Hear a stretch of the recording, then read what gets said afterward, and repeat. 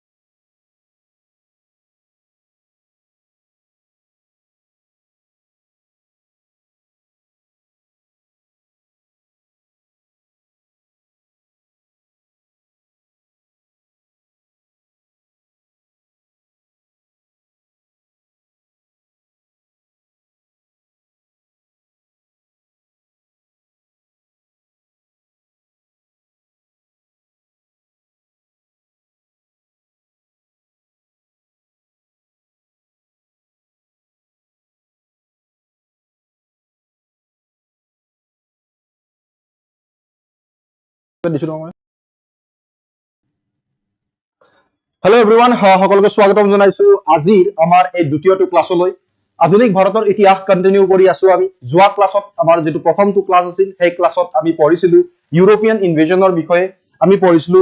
Different ইম্প্যাক্টৰ বিষয়ে ঠিক আছে দেন আমি সোশিও কালচাৰাল ইম্প্যাক্ট হৈ যাওক দেন ইকোনমিক পলিসি বিলাকৰ বিষয়ে আমি পঢ়িছিলো there is European invasion Portuguese British Dutch Danish আৰু ফ্ৰেঞ্চ সকলৰ কথা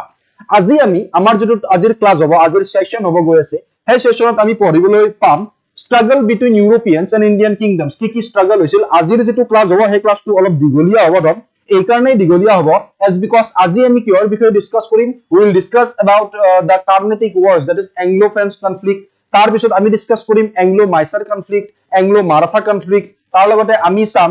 battle of Plassey then আমি চাম battle of Buxar so এই গোটেই বস্তুখিনি আজি আমি ডিসকাস কৰিম ঠিক আছে দেন আমি Treaty of Allahabad after battle of Buxar Treaty of Allahabad 1765 যত শাহ আলম II আৰু তাৰ লগতে সুজাউদ দাউলাৰ লগতো সন্ধি সাইন কৰা হৈছিল সন্ধি স্বাক্ষৰ কৰা হৈছিল তাৰ বিষয়ে আজি আমি পঢ়িম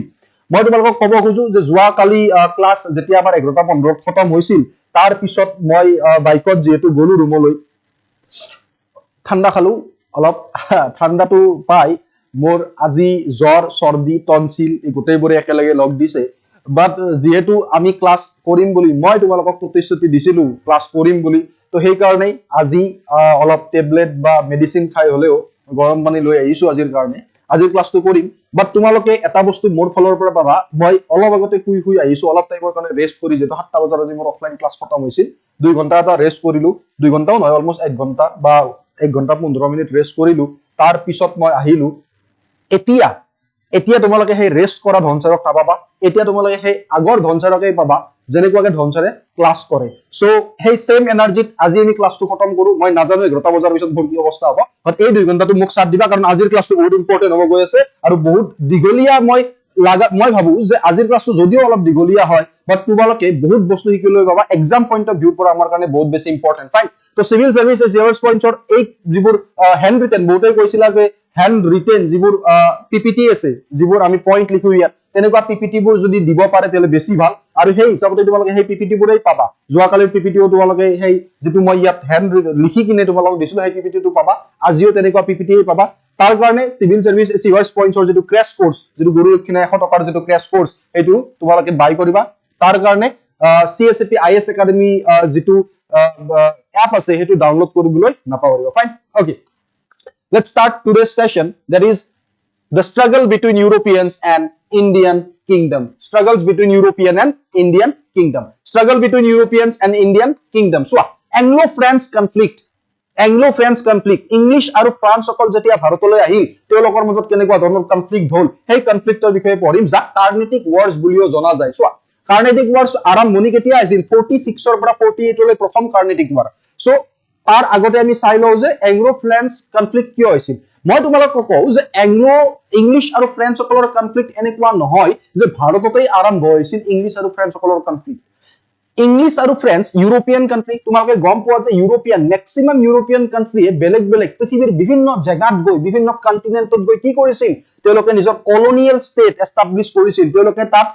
সেই কান্ট্ৰিবোৰক বেলেগ বেলেগ কন্টিনেন্টৰ বেলেগ বেলেগ কাউন্ট্ৰিবোৰক নিজৰ আন্ডাৰত আনিছিল যেনেকুৱাকে ব্ৰিটিছে ইণ্ডিয়াক আনিছিল সেই কাৰণে আমি ইণ্ডিয়া কি হয় এটা কলোনিয়েল ষ্টেট হয় এখন কাৰ ব্ৰিটিছৰ তেনেকুৱাকে ইংলিছ সকলে বা ফ্ৰেঞ্চ সকলে পৃথিৱীৰ বিভিন্ন জায়গাত গৈ নিজৰ নিজৰ কলোনিয়েল ষ্টেট এস্টাব্লিশ কৰিছিল ঠিক আছে আৰু কি হৈছিল যে নিজৰ অধিপত্য বা নিজৰ পাৱাৰ দেখুৱাবৰ কাৰণে নিজৰ প্যাৰামাউন্টেচি শো কৰিবৰ নিজৰ হেজিমনি শো কৰিবৰ কাৰণে বাহিৰত ভাৰতৰ বাহিৰতো ইউৰোপত বা বেলেগ বেলেগ কলোনিয়েল ষ্টেটত ফ্ৰেঞ্চ আৰু ইংলিছ সকলৰ যুদ্ধ সঘনাই হৈ আছিল আৰু এংলো ফ্ৰেঞ্চ কনফ্লিক্ট এনেকুৱা নহয় যে ভাৰতে আৰম্ভ হৈছিল ইংলিছ আৰু ফ্ৰেঞ্চৰ পৃথিৱীৰ বিভিন্ন জায়গাত বা ইউৰোপত হোৱা যুদ্ধৰ প্ৰভাৱৰ কাৰণেও ভাৰতত ইংলিছ আৰু ফ্ৰেঞ্চ সকল সম্মুখী হৈছিল বা প্ৰতিদ্বন্দ্বী হৈ উঠিছিল তো তাকেই কৈছে ইয়াত যে British and the French were not only rivals in India কেৱল ইণ্ডিয়াতেই ৰাইভেলছ নাছিল rather they were at constant war with each other in Europe and some other front outside the Indian bordeৰৰ বাহিৰেও বা ইউৰোপতো তেওঁলোকে এটাৰ প্ৰতিদ্বন্দ্বী আছিল যাৰ প্ৰভাৱৰ কাৰণে ভাৰতত এংলো ফ্ৰেঞ্চ কনফ্লিক্ট হোৱা বুলি কোৱা যায় আমি পঢ়িলে লাহে লাহে পঢ়িলে তোমালোকে এই বস্তুখিনি গম পাবা therefore certain events that took place outside India also affected the course of the struggle between these two in India আৰু সেই কাৰণে ভাৰতৰ বাহিৰত হোৱা কিছুমান ইভেন্টৰ কাৰণেও ভাৰতত ইংলিছ আৰু ফ্ৰেঞ্চ সকলৰ যুদ্ধত প্ৰভাৱ পেলাইছিল ফাইন ওকে যেন যদি চাও আমি in all 3 wars were fought কাৰ্নেটিকত তিনিখন যুদ্ধ হৈছিল 3 কাৰ্নেটিক war হৈছিল এংলো ফ্ৰেঞ্চ কনফ্লিক্টত between English and the French in India. This was popularly known as কি বুলি জনা যায় Carnatic Wars বুলি জনা যায় কিয় because the area of conflict was the Mughal Subah of Carnatic which had become more or less independent. যেটো জায়গা যুদ্ধ হৈছিল সেই জায়গাটো আছিল Carnatic মুগলৰ আন্ডাৰৰ সেই Carnatic যিখন more or less independent বুলি কৈছে মানে completely স্বাধীন বুলিও কোৱা নাই 1720 চনত চোৱা 1720 Sadutullah Khan very important who was the governor of Carnatic and nominally under the control of the Nizam of Hyderabad. Nizam of Hyderabad under asil Carnatic jar ji Carnatic or governor asil Sadutullah Khan. The laid the foundation of the autonomous state of Carnatic which is capital Arcot. So hudibo pare je Carnatic or establishment kone korisil Sadutullah Khan. Kon asil governor of Carnatic or governor asil aru Carnatic kar under asil it is under Nizam of Hyderabad মনত ৰাখি ৰবা কাৰণ আমি পিছলৈ যেতিয়া মাইসৰ conflict পঢ়িম তেতিয়া তোমালোকক নিজাম অফ হায়দৰাবাদ বহুত সঘনাই এই ওয়াৰ্ডটো শুনিবলৈ পাবা আৰু কাৰ্নেটিকৰ ক্যাপিটেল কি আছিল আৰকট হি ওয়াজ সাকসিডেড বাই শুনা সাদুতুল্লাহ খানৰ পিছত কোন আহিল দোস্ত আলী গভৰ্ণৰ হল আৰু তাৰ পিছত সাফদাৰ আলী হল কোন হল সাফদাৰ আলী দোস্ত আলী তাৰ পিছত সাফদাৰ Ali In 1743, the Nizam of Hyderabad intervened and appointed Anwaruddin, very important. 1743 চনত কি হল যেহেতু নিজাম অফ হায়দৰাবাদৰ আন্ডাৰত আছিল কাৰ্নেটিক তো 1743 চনত নিজাম অফ হায়দৰাবাদে কাক গভৰ্ণৰ পাতিলে after Safdar Ali the Nizam of Hyderabad intervened appointed Anwaruddin as the Nawab of Carnatic governor of Carnatic who was murdered by Sanda Sahib এই নামটো মনত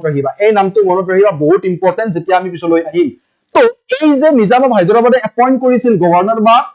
নবাব হিচাপে কাৰ্নেটিকৰ কাক আনৱাৰুদ্দিনক সেই আনৱাৰুদ্দিনক কোনে হত্যা কৰিলে সন্দ সাহিবে হত্যা কৰিলে কোনে সন্দ সাহিবে হত্যা কৰিলে 1749 চনত বাট মোস্ট ইম্পৰ্টেন্ট পইণ্ট টু হল যে 1749 চনত যে সন্দ সাহিবে হত্যা কৰিলে তাৰ সহায়ত হত্যা কৰিছিল ধন with the help of French তাৰ সহায়ত ফ্ৰেঞ্চৰ সহায়ত হত্যা কৰিছিল তো মনত ৰাখিবা সন্দ সাহিব কাৰ লগত ধৰিছিল ফ্ৰেঞ্চ সকলৰ লগত সন্দ সাহিব আৰু ফ্ৰেঞ্চ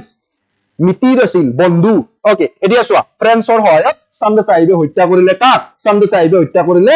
আনৱাৰুদ্দিনক নেক্সট চোৱা প্ৰথম কাৰ্নেটিকৰ যুদ্ধ ইয়াত আছে AD 1746 ৰ পৰা AD 1748 প্ৰথম কাৰ্নেটিকৰ যুদ্ধ under da influence Austrian war of succession very important ইউৰোপত তোমালোকে অষ্ট্ৰিয়াৰ নাম শুনিছা অষ্ট্ৰিয়া হাংগাৰীৰ নাম শুনিছা প্ৰথম বিশ্বযুদ্ধত মেইনলি শুনিছিলা অষ্ট্ৰিয়ান হাংগাৰী সো অষ্ট্ৰিয়াৰ যুদ্ধ হৈছিল অষ্ট্ৰিয়ান ওয়াৰ অফ সাকসেশন বুলি কোৱা যায় তাৰ পৰাই ইংলিছ আৰু ফ্ৰেঞ্চ কোম্পানী কি হল এটাৰ প্ৰতিদ্বন্দ্বী হৈ গল ইংলিছ ইষ্ট ইণ্ডিয়া কোম্পানী সৰি not east India company English company আৰু ফ্ৰেঞ্চ কোম্পানী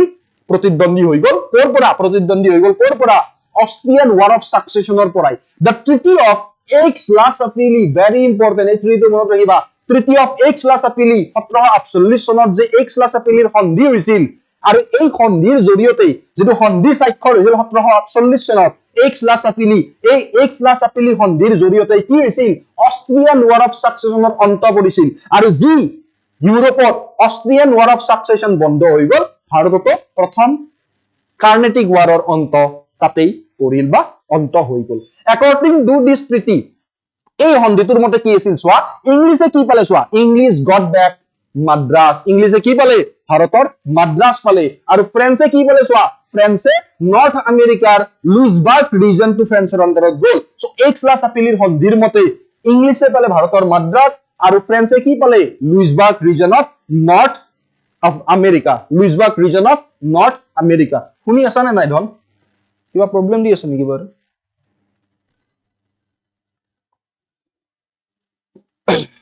লগইন কিয় নহয় লগইন হোৱা নাই নেকি কিয় হোৱা নাই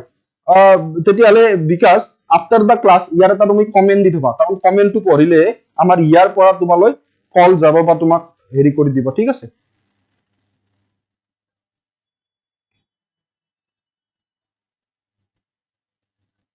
যাদুমণি ঠিক আছে বাৰু তোমালোকে প্ৰথম 7টা বজাৰ পৰা ক্লাসটো কৰি ভাগৰি যোৱা 9টা বজালৈ মই গম পাইছো বাট যদি তোমালোক সিৰিয়াস হয় তেতিয়ালে তোমালোকে অলপমান আৰু দিনটোত কিমান 4 ঘণ্টাই পঢ়িব লাগে ভালদৰে এতিয়া সময়তো ক্লাসটো হে কৰি আছা আৰু কৰ বৰ বেছি 1 ঘণ্টা এটা তোমালোকে পঢ়ি আছা দিনটোত যদি এইখিনি সময় নিদিয়া আমি ইমান কম দিনৰ ভিতৰত কেনেকৈ পাস কৰিম okay fine Second Carnatic War, দ্বিতীয় কাৰ্নেটিকৰ যুদ্ধত যদি আমি চাও the conflict began with the issue of disputed succession to the throne of Hyderabad আৰু Carnatic very important হায়দৰাবাদ আৰু কাৰ্নেটিকৰ ৰাজসিংহাসন কোনে পাব বা হায়দৰাবাদ আৰু কাৰ্নেটিকৰ নবাবশিপ কোনে পাব তাৰ ওপৰত বেলেগ বেলেগ বটামত বা বেলেগ বেলেগ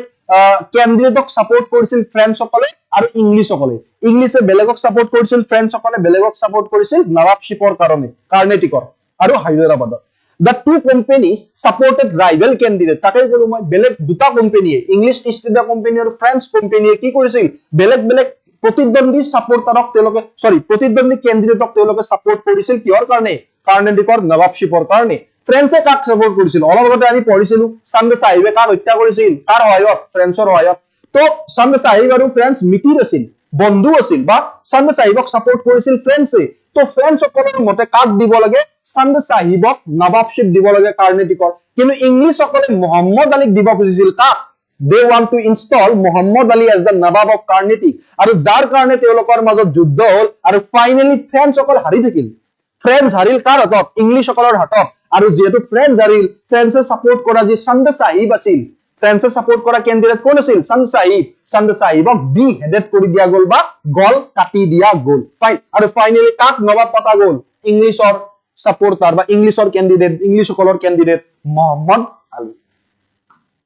The peace treaty আৰু তাৰ পিছত peace treaty এটা কনক্লুড কৰা গল ইংলিশ আৰু ফ্ৰেঞ্চ সকলৰ মাজত আৰু মোহাম্মদ আলীক ৰিকগনাইজ কৰা গল এজ দা নবাব অফ কাৰ্নেটিক কাক নবাব অফ কাৰ্নেটিক বনোৱা গল Muhammad Ali The French disaster in the Second Carnatic War sealed the fate এতিয়া চোৱা মই যোৱা ক্লাছত তোমালোকক কৈছিলো যে ডুপ্লেক্স 1724 ত আহিছিল এজ এ গভৰ্ণৰ হিচাপে ডুপ্লেক্স আহিছিল ডুপ্লেক্স ফ্ৰেঞ্চৰ গভৰ্ণৰ হিচাপে কেতিয়া আহিছিল 1724 ত বাট যেতিয়া দ্বিতীয় কাৰ্নেটিকৰ যুদ্ধত ফ্ৰেঞ্চ সকল হাৰি থাকিল ইংলিশৰ হাতত ইয়াৰ পিছতে ডুপ্লেক্সক গুচাই দিয়া হল গভৰ্ণৰৰ সিটৰ পৰা বা গভৰ্ণৰৰ যিখন আসন আছিল তাৰ পৰা ডুপ্লেক্সক গুচাই দিয়া হল বা তেখেতক সাইড কৰি দিয়া গল বা তুমি নালাগে আৰু বুলি ক'লে ঠিক আছে মানে উলা বাহিৰত বুলি ক'লে তো 1724 ৰ পৰা আৰু এই কামটো কেতিয়া হল কেতিয়া ডুপ্লেক্সক গুচাই দিয়া হল 1754 তো 30 বছৰ কাল এজ এ গভৰ্ণৰ হিচাপে আছিল আৰু 1754 finally after the defeat of in the Second Carnatic War against English ডুপ্লেক্সক ৰিপ্লেস কৰা গল তাৰ লগত ডুপ্লেক্সৰ জায়গা কোন আহিল গডিয়াও replaced Duplex as the Governor General of the French position in India কেতিয়া 1754 fine নেক্সট যদি চাও থাৰ্ড কাৰ্নেটিক ওয়াৰ সো বস্তুবোৰ ইমান সিস্টেমেটিক ভাবে আমি পঢ়ি আছো ন যিখিনি লাগে প্ৰতিটো একদম এজ ইট ইজ পঢ়ি আছো বুজি পালা আৰু এনেকুৱাকে পঢ়িলে মই ভাবো তোমালোকে ৰিলেট কৰিব পাৰিবা কাৰণ হিষ্ট্ৰী সকলোতকৈ প্ৰব্লেমৰ বস্তুটো হ'ল বা ম্যাক্সিমাম ষ্টুডেন্টৰ কোৱেৰি থাকে যে আমি সন কেনেকৈ মনত ৰাখিম তো সন মনত ৰাখিবৰ কাৰণে তোমালোকে বস্তুবোৰ যেতিয়া সিস্টেমেটিক ভাবে এটাৰ পিছত এটাকে পঢ়িবা তেতিয়া তোমালোকৰ সনবোৰ বহুত সহজত মনত থাকিব থাৰ্ড কাৰ্নেটিক ৱাৰ তৃতীয় কাৰ্নেটিকৰ যুদ্ধ বা এংলো ফ্ৰেঞ্চ কনফ্লিক্ট 1756 ওয়া ইউৰোপত এখন যুদ্ধ চলিছিল 7 years of war 7 years of war আৰু এই 7 ইয়াৰ্স অফ ৱাৰ যেতিয়া ইউৰোপত আৰম্ভ হৈছিল 1756 ত 1756 ত যেতিয়া ইউৰোপত 7 ইয়াৰ্স অফ ৱাৰ আৰম্ভ হৈছিল 7 ইয়াৰ্স অফ ৱাৰ তেতিয়াই ভাৰততো আৰম্ভ হৈ যায় তৃতীয়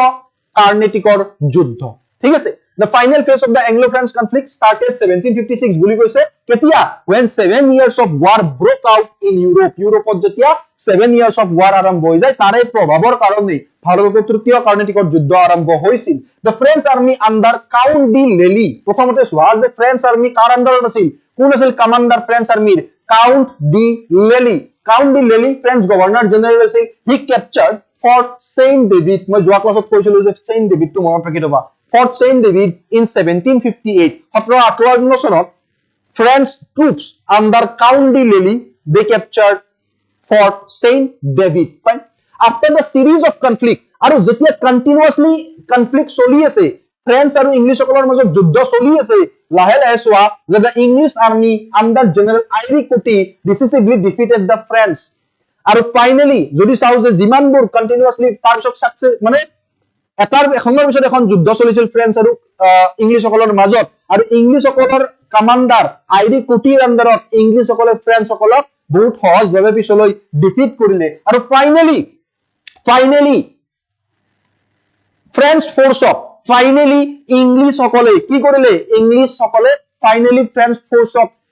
হৰুৱালে বহুত বেয়াকে হৰুৱাই নিজৰ ভিক্টৰি বা নিজৰ জয় সন্নিবিষ্ট কৰিলে কোনখন যুদ্ধৰ পৰা the battle of Vandivas so force at Vandivas battle of Vandivas a fort in the Carnatic state on 22nd of January 1760 22 জানুৱাৰী 1760 চনত finally French সকলক হৰুৱালে in the battle of Vandivas fort in the battle of Vandivas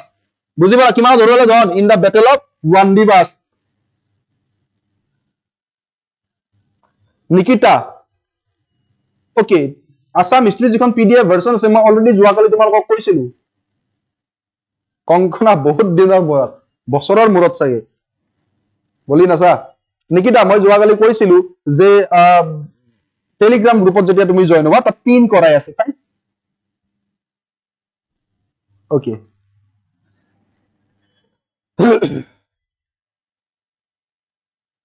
okay তোমালোক কি হে মানুহবোৰ মোক এটা কথা কোৱাচোন ধন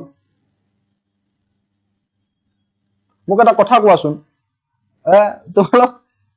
মানে কালি যিখিনি ষ্টুডেন্ট দেখিছিলো মই আজি এইখিনি দেখা নাই মানে প্ৰথম দিনাটো যেটো জোশ এই মই যে কৈছিলো আমাৰ নৰমাল মানুহবিলাকৰ যদি তুমি অলপ এক্সট্ৰা অৰ্ডিনাৰি হ'ব খুজিছা কেনেকৈ পাৰিবা জানা যেটা কষ্ট অলপ বেছিকৈ কৰিবা তুমি ভাবিছা নেকি মই কষ্ট কৰি থকা নাই মইতো অবিয়াসলি কষ্ট কৰি আছো হয়নে নহয়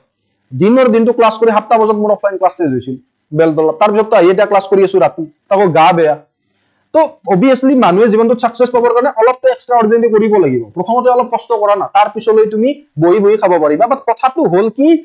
আমাৰ মেইনলি এক্সাম এটাৰ কাৰণে আমি প্ৰিপাৰেচন চলাও যে সিৰিয়াস ক্যান্ডিডেট বিলাকে নৰমালি পঢ়ি যায় তোমালোক তো বাৰু সিৰিয়াস মই তোমালোকক কোৱা নাই তোমালোকে আজি আছা বাৰু বাট যিবোৰ ষ্টুডেন্টে এদিন কৰি গুচি যায় তেওঁলোকৰ মই আকৌ তেনেকুৱা ষ্টুডেন্ট লাখ পঢ়ি আছে অসমত যাৰ কেৱল জোসুৰে তিনিটা টাইপৰ যেতিয়া ৰিজাল্ট ডিক্লেয়াৰ হয় যেতিয়া নোটিফিকেশন আহে আৰু যেতিয়া এডমিট কাৰ্ড ৰিলিজ হয় বুজি পালা তেতিয়াহে জোস হয় কালি প্ৰথম ক্লাছ আছিল তো বহুত জোসত আহিছে বহুত এই বস্তুটো চাবা যদি এটা সঁচা অৰ্থত যদি তোমালোকে ক্লাছ কৰিব পৰা নাই তেতিয়া বেলেগ কথা বাট এনেই আৰু বলে আজি নপঢ়ো আজি অলপ আড্ডা মাৰো আজি অলপ বেলেগ সিৰিজ এখন চাও সেই বস্তু নহয় পঢ়ি আছা যদি পঢ়িও হল ধৰে না নহয় চোৱা ওকে আৰু এনেকুৱাটো নহয় মই বলে আধা পঢ়াই গৈছো মইতো যিমান পাৰো ইমান এতিয়া যিমান পাৰো ইমানেই তোমালোকক পঢ়াই গৈছো যিখিনি তোমালোকক এক্সাম পইণ্ট অফ ভিউ পৰা ইম্পৰ্টেন্ট তাত কৰি বেছি পঢ়াইছো মই ওকে ইংলিছ ক্যাপচাৰ পণ্ডিচেৰী কোনে ক্যাপচাৰ কৰিছিল ইংলিছ সকলে মনত ৰাখিবা এই কোৱেশ্চনটো ন পিৱাই কি টা আহিব পিছৰ ফালে যেতিয়া পিৱাই কি পঢ়িম আহিব সেইকাৰণে মনত ৰাখি দিবা English capture Pondicherry head hunters of the French settlement Mahe and Jinji so Pondicherry head hunters of French settlement তাৰ লগতে Mahe আৰু Jinji ক্যাপচাৰ কৰিছিল ইংলিছ সকলে The war came to an end with the termination of hostilities in Europe. আৰু 7 years of war যেতিয়া 1763 1763 চনত যেতিয়া 7 years of war ইউৰোপত খতম হ'ল এটা সন্ধিৰ জৰিয়তে ট্ৰিটি অফ পেৰিছ বুলি পেৰিছৰ সন্ধি যেতিয়া স্বাক্ষৰ হ'ল ট্ৰিটি অফ পেৰিছ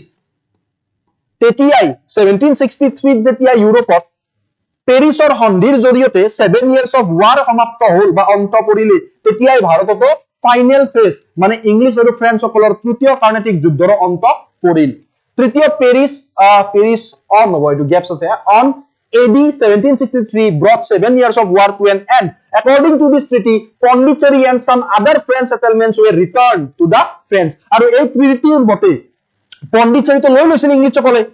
তাৰ লগতে আৰু বহুত টেৰিটৰি লৈছিল কিন্তু এই ট্ৰিটিটোৰ মতে কি হ'ল যে ভাৰতত পণ্ডিচেৰীৰ লগত কিছুমান বেলেগ টেৰিটৰি যিবোৰ ইংলিছসকলে কেপচাৰ কৰিছিল ফ্ৰেঞ্চৰ পৰা তেনেকুৱা কিছুমান টেৰিটৰি পণ্ডিচেৰীৰ লগত আৰু কিছুমান টেৰিটৰি ফ্ৰেঞ্চসকলক ঘূৰাই দিয়া যাব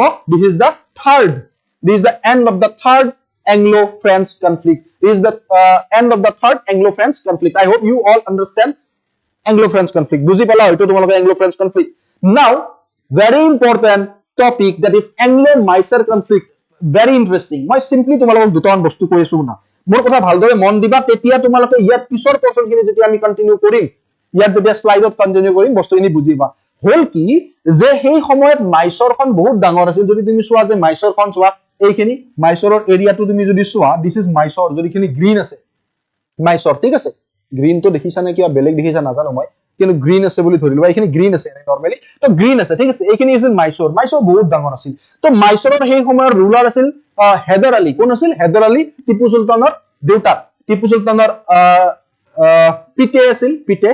টিপু সুলতানৰ বাপেক আছিল হেদাৰ আলী তো হেদাৰ আলী সেই সময়ত সুলতান আছিল ঠিক আছে মাইসৰৰ তো হেদাৰ আলীৰ পাৱাৰ লাহে লাহে গ্ৰো হ'বলৈ ধৰিলে আৰু তেতিয়া ইংলিছসকলে ভাবিলে যে হেদাৰ আলীক হৰুৱাব লাগিব তাৰ কাৰণে ইংলিছসকলে কি কৰিলে এটা সাইডে হেদাৰ আলী আছে মাইসৰৰ হেদাৰ আলী আছে আৰু ইংলিছসকল এটা সাইডে আছে ইংলিছসকলে ভাবিলে যে হেদাৰ আলীক গুচাব লাগিব ভালদৰে আছে বা হেদাৰ আলীক গুচাব লাগিব তেতিয়া ইংলিছসকলে কি কৰিলে ইংলিছসকলে ভাবিলে যে আমি এটা গোট বনাও ট্ৰিপল এলায়েন্স এটা ফৰ্ম কৰো কাৰ লগত সেই ভাবিয়ে ইংলিছসকলে কি কৰিলে নিজাম অফ হায়দৰাবাদ মন দিবা নিজাম অফ হায়দৰাবাদ আৰু মাৰাঠা তো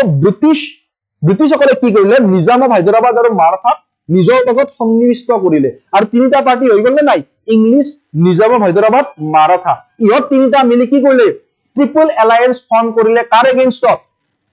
হেদাৰ আলীৰ এগেইনষ্টত হেদাৰ আলীয়ে যেতিয়া এই বস্তুটো গম পালে হেদাৰ আলীয়ে এটা ডিপ্লমেটিক মুভ এটা খেলালে কেনেকুৱা ধৰণৰ ডিপ্লমেটিক মুভ খেলিলে হেদাৰ আলীয়ে কি কৰিলে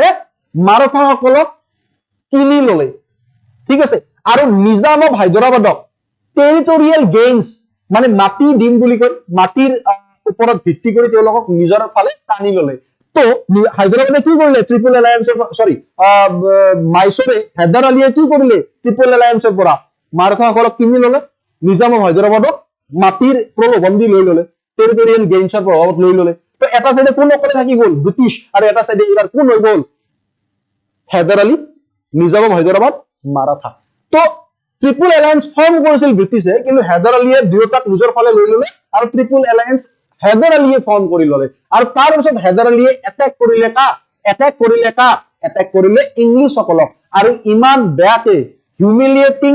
ডিফিট এটা দিলে ন ইংলিছসকলক মাদ্ৰাছত যাৰ জৰিয়তে এটা সন্ধি সাইন হৈছিল ইংলিছ আৰু হেদাৰ আলীৰ মাজত যাক কোৱা হয় তৃতীয় মাদ্ৰাছৰ সন্ধি 4th of April 1767 কেতিয়া 4th of April 1767 আছে নেকি বাৰু ইয়াত ওকে নাই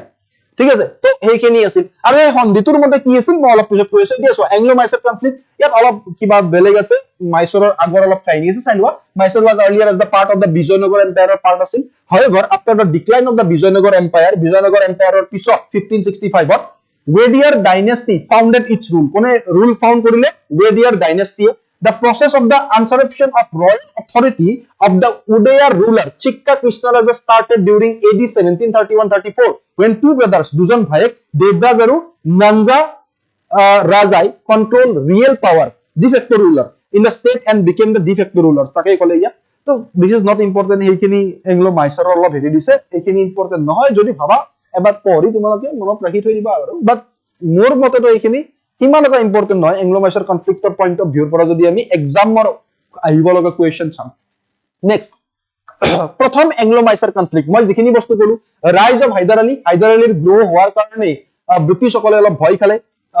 as a source of danger to the British power in India ব্ৰিটিছসকলে ভাবিলে যে এনেকুৱা হয়তো বেয়া হৈ যাব মাইচৰৰ যদি ইমান পাৱাৰ গ্ৰো হয় আমিতো পলাব লাগিব ইয়াৰ পৰা দেখছোৱা Haydar ambition to drive the British away হায়দাৰে ভাবিছিল যে ব্ৰিটিছসকলক খেদিব লাগে ইয়াৰ পৰা এই বস্তুটো যেতিয়া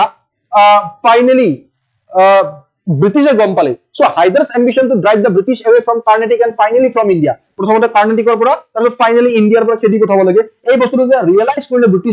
ব্ৰিটিছসকলে ভাবিলে যে হায়দাৰক হৰুৱাব লাগে কেনেকৈ হৰুৱাব লাগে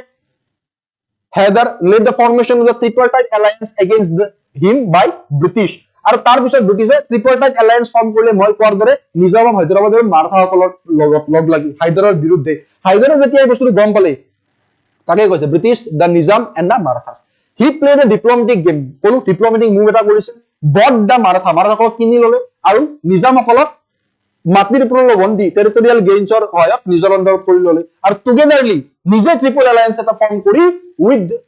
দা latter launch an attack on ব্ৰিটিছকে এটেক কৰি দিলে ব্ৰিটিছকে কি কৰিলে ধন এটেক কৰি দিলে ফাইন ইন দা war আৰু এই যুদ্ধত হায়দাৰ ৰেজিষ্টাৰ্ড ব্ৰিলিয়েন্ট ভিক্টৰিজ হায়দাৰে কি কৰিলে ব্ৰিলিয়েন্ট ভিক্টৰিজ ৰেজিষ্টাৰ কৰিলে over British and finally appeared at the gate of Madras আৰু ফাইনালি মাদ্ৰাছৰ গেটত যাই থিয় দিলে হৰুৱালে না ব্ৰিটিছক তাৰ পিছত এটা সন্ধি সাইন হল the panic struck and Madras government আৰু ব্ৰিটিছ গভৰ্ণমেণ্টে বহুত ভয় খালে লগে লগে কি কৰা যায় লগে লগে এটা সন্ধি সাইন হল forced them to sign a humiliating treaty এটা লজ্জাজনিত সন্ধি সাইন কৰিলে কোনে ব্ৰিটিছসকলে যাক কোৱা হয় মাদ্ৰাছৰ সন্ধি কেতিয়া 4 এপ্ৰিল 1767 যেটো মই তোমালোকক অলৰেডি কলো আৰু এই treaty provided for a mutual restitution of each other territory except for Karur and its district which were to be retained by the Mysore ruler এই সন্ধিৰ জৰিয়তে কি হৈছিল মই জাস্ট সিম্পলি তোমালোকক কৈ দিম এই সন্ধিৰ জৰিয়তে কি হৈছিল ব্ৰিটিছসকলে কিছুমান বস্তু একচেপ্ট কৰিছিল যেনেকুৱাকে যে আমাৰ ব্ৰিটিছসকল এই সন্ধিৰ জৰিয়তে ব্ৰিটিছ আৰু মাইচৰৰ মাজত টেৰিটৰিৰ যিটো ভাগ ন সেই ভাগটো এক্সাক্ট কোৱা গৈছিল যে এইখিনি জায়গা মাইচৰৰ হাতত থাকিব এইখিনি জায়গা ব্ৰিটিছৰ হাতত থাকিব আৰু তাৰ লগতে মেইন বস্তুটো হ'ল যে এক্সেপ্ট কাৰুৰ আৰু তাৰ কিছুমান ডিস্ট্ৰিক্টৰ বাহিৰে গোটেই জায়গাবোৰ মানি লোৱা হৈছে যে ব্ৰিটিছৰ হাতত এইখিনি জায়গা থাকিব আৰু এইখিনি জায়গা মাইচৰৰ হাতত থাকিব কিছুমান মিউচুৱেল বা কিছুমান অলপ কনফ্লিক্টৰ জায়গা আছে যেনেকুৱা কাৰুৰ আৰু তাৰ ডিস্ট্ৰিক্ট ঠিক আছে যিবোৰ মাইচৰ ৰুলাৰৰ আন্ডাৰত থাকিব বুলি কৈছে all the captured employee of the Madras government were to be release by Hyder Ali Madras গভৰ্ণমেণ্টৰ যিমান হায়দাৰ আলীয়ে কেপচাৰ কৰিছিল যিমান প্ৰিজনাৰ্ছ বনাইছিল হায়দাৰ আলীয়ে মাদ্ৰাছ গভৰ্ণমেণ্টত কাম কৰা ব্ৰিটিছৰ হৈ সেইবিলাকক ৰিলিজ কৰিব কোনে হায়দাৰ আলীয়ে নেক্সট ওয়া Raja of Tanjore was to be treated as friend Raja of Tanjore কি হৈ থাকিব হায়দাৰ আলীৰ এজ এ ফ্ৰেণ্ড বা এলাই হৈ থাকিব তাৰ পিছত trade privilege of Bombay presidency and English factories were to be restored Bombay প্ৰেসিডেন্সিৰ যি ট্ৰেড প্ৰিভিলেজ আছিল ব্ৰিটিছৰ হাতত তাৰ লগতে ইংলিছ ফেক্টৰিজবোৰ সেইবোৰ ইংলিছৰ হাততে থাকিব তেওঁলোকে আগৰ দৰে চলাব পাৰিব so this are the treaty ইয়াৰ লগতে মেইন বস্তু মনত ৰাখিবা দিস ইজ দা ট্ৰিটি এটা মেইন ফিচাৰ্স দুটা মনত ৰাখিবা যে এই সন্ধিটোৰ জৰিয়তে ব্ৰিটিছাৰ সকলে একচেপ্ট কৰিছিল তেওঁলোকে কৈছিল যে আমি মানি লৈছো আমি এটা কাম কৰিম ব্ৰিটিছাৰ সকলে কৈছিল যে আমি এটা কাম কৰিম আমি কি কৰিম আমি পিছলৈ যদি মন দিবা পিছলৈ যদি হায়দাৰ আলীক কোনোবা বাহিৰৰ আক্ৰমণ কৰে ভেৰি ইম্পৰ্টেন্ট পিছলৈ যদি হায়দাৰ আলীক কোনোবা বাহিৰৰ আক্ৰমণ কৰে তেতিয়াহলে ইংলিছ সকলে সহায় কৰিব হায়দাৰ আলীক ইংলিছ সকলে ট্ৰুপছ যোগান ধৰিব বা ইংলিছ সকলে গোলা বাৰুদ দি বা আৰ্মছ দি সহায় কৰিব হায়দাৰ আলীক এটো মানি লৈছিল কোনে ব্ৰিটিছাৰ সকলে বুজি পালা this is the treaty of Madras 4th April 1767 This is the Treaty of Madras, 4th April 1767. বুজি পালা গম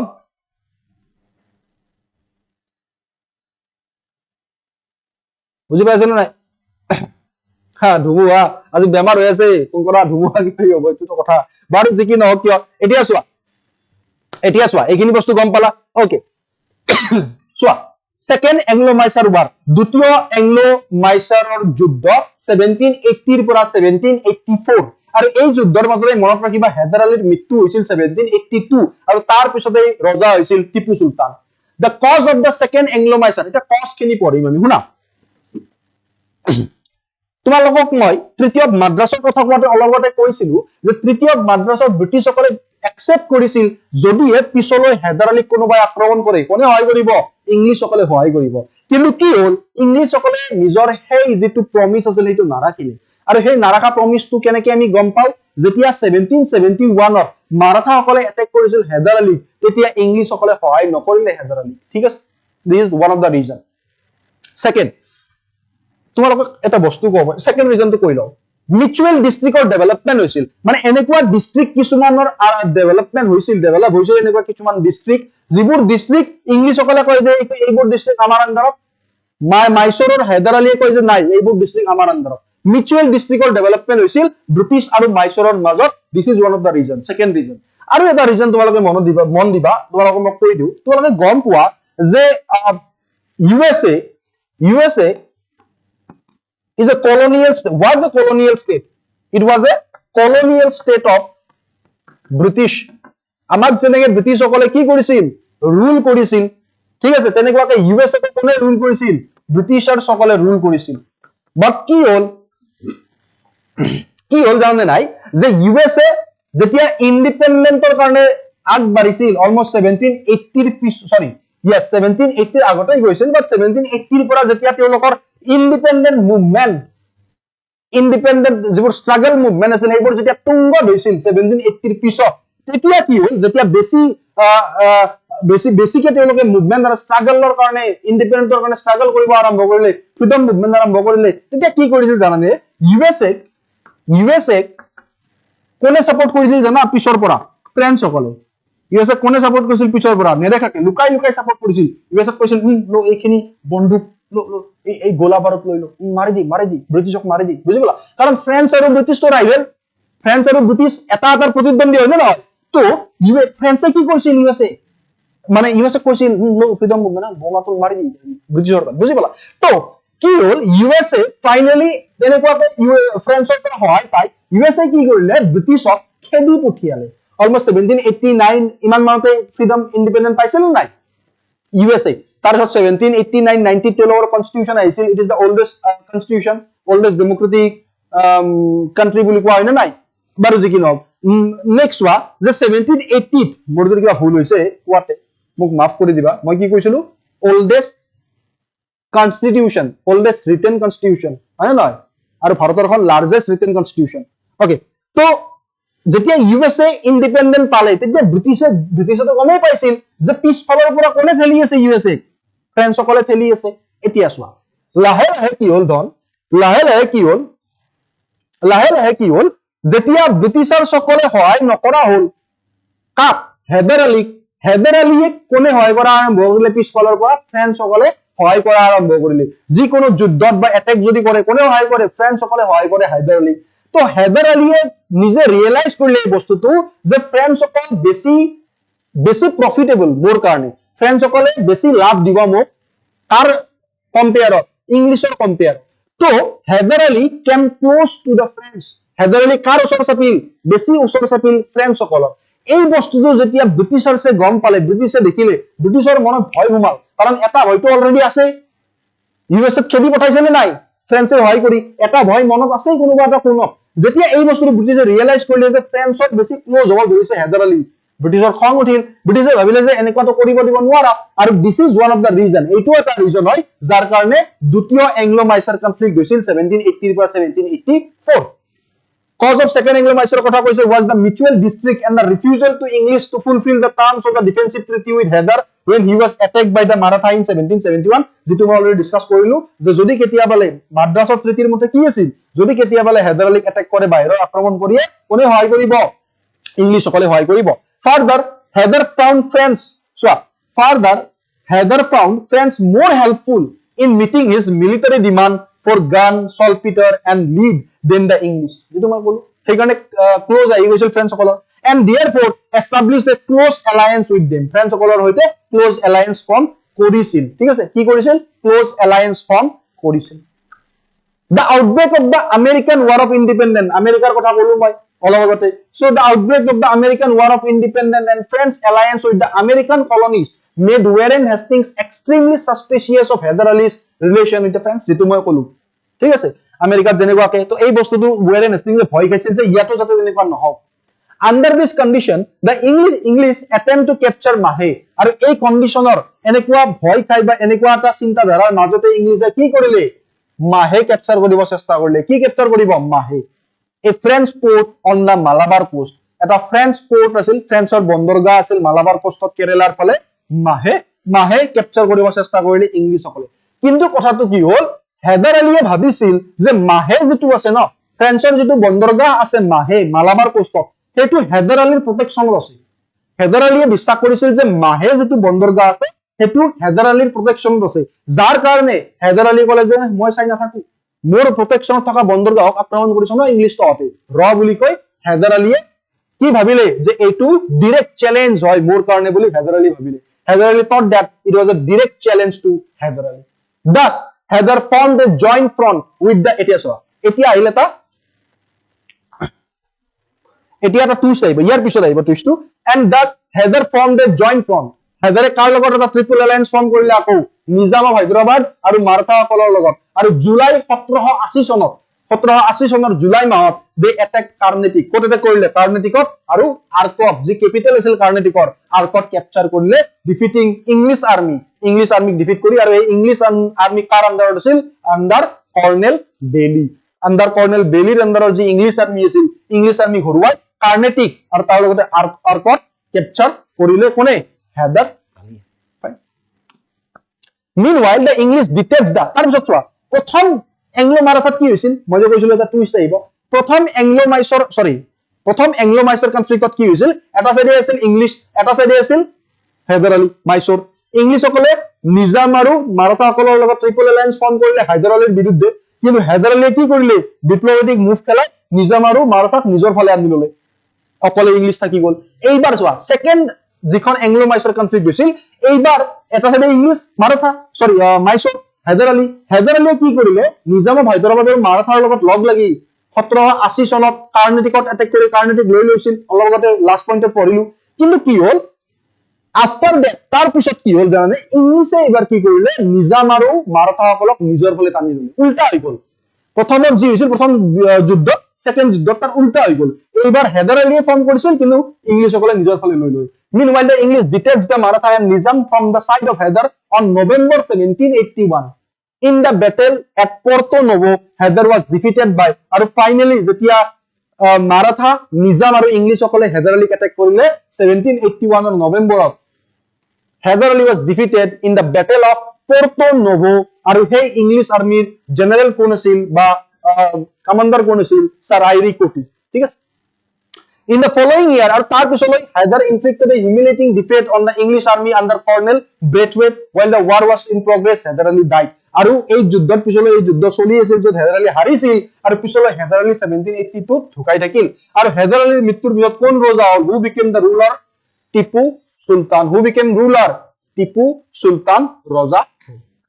third Anglo-Mysore War তৃতীয় এংলো-মাইছৰৰ যুদ্ধ The growing power of Mysore and the success of Tipu in strengthening his position by undertaking various internal reforms made the British, the Maratha and the Nizam apprehensive. কৈছে যে মাইছৰৰ টিপু সুলতানৰ সময়ত যেতিয়া 89 ৰ পৰা 92 এটো specially 19 actually it is 90 from 92 but 89 ধৰা যায় এতিয়া যদি আমি চাও যে যেতিয়া টিপু সুলতান ৰজা হৈছিল টিপু সুলতানে নিজৰ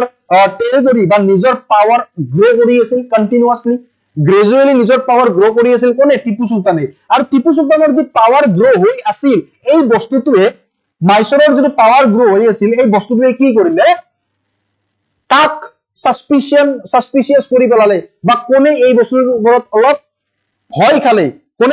ব্ৰিটিছ নিজাম আৰু মাৰাঠা সকল তেওঁলোকে অলপ ভয় খালে যে এনেকৈ যদি টিপু সুলতানৰ পাৱাৰ গ্ৰো হৈ গৈ থাকে তেতিয়ালে বেছি দিন আমাৰ কাৰণে নাই আমি পলাব লাগিব স্পেশালি ব্ৰিটিছে বেছি ভয় খাইছিল ঠিক আছে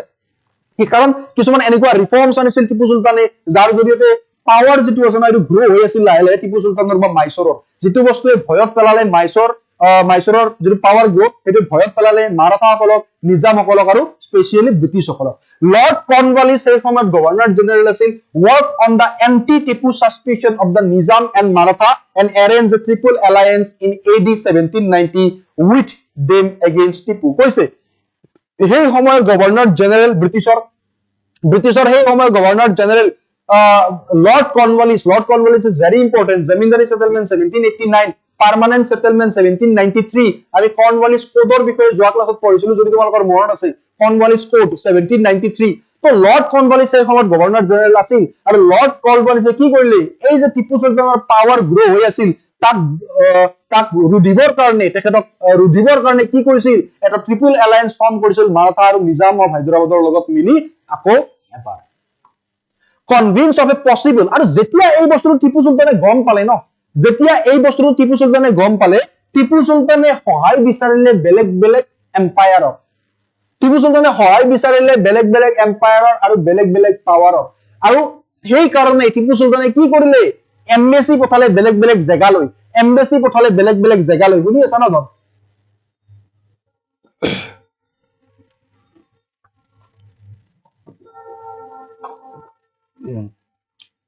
এতিয়া এডা বস্তুটো নোৱা কৰিব নোৱাৰো ন হয় বাৰু নিবেদিতা আছিল নেকি নিবেদিতা এড আহিছে তো উপায় নাই আৰু কি কৰিবা ইউটিউবক ক'ব লাগিব হলো দিগদাৰ দিয়ে বাৰু বহুত দিগদাৰ দিয়ে বুজি পাও ওকে কনভিকশন এতিয়া চোৱা মই কি কৈছিলো যে যেতিয়া ইংলিছ সকলৰ এই যেটো চিন্তাধাৰা এই বস্তুটো যেতিয়া টিপু সুলতানে গম পালে টিপু সুলতানে বেলেগ বেলেগ এম্পায়াৰলৈ সহায় বিচাৰি এমবেসি পঠালে ফৰ এক্সাম্পল টাৰ্কিশ এম্পায়াৰলৈ তাৰ সকললৈ এমবেসি পঠাইছিল ঠিক আছে সহায় বিচাৰি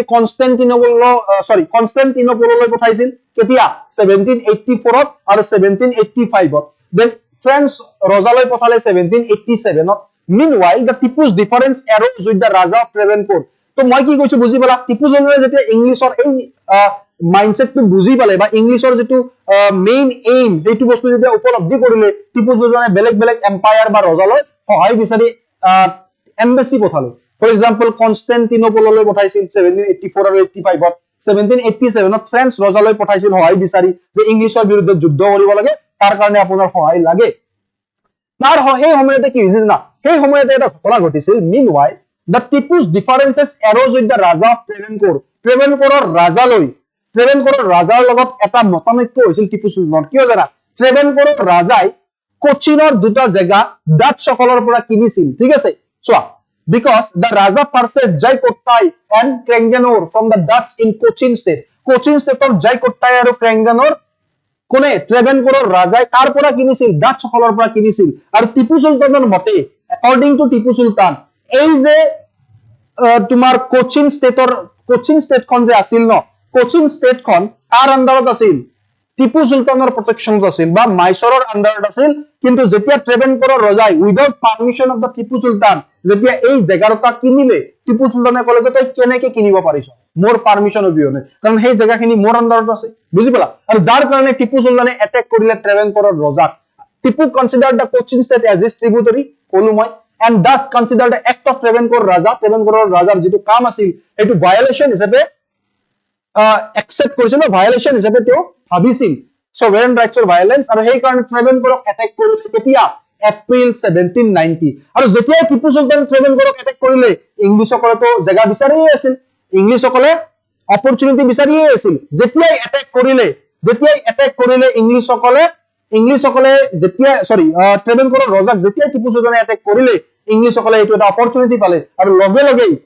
ট্ৰেভেনকোৰৰ ৰজাক সহায় কৰিলে কোনে ইংলিছসকলে আৰু ইংলিছসকল directly came in conflict with the Tipu সুলতানৰ লগত কনফ্লিক্টত আহি গল কোন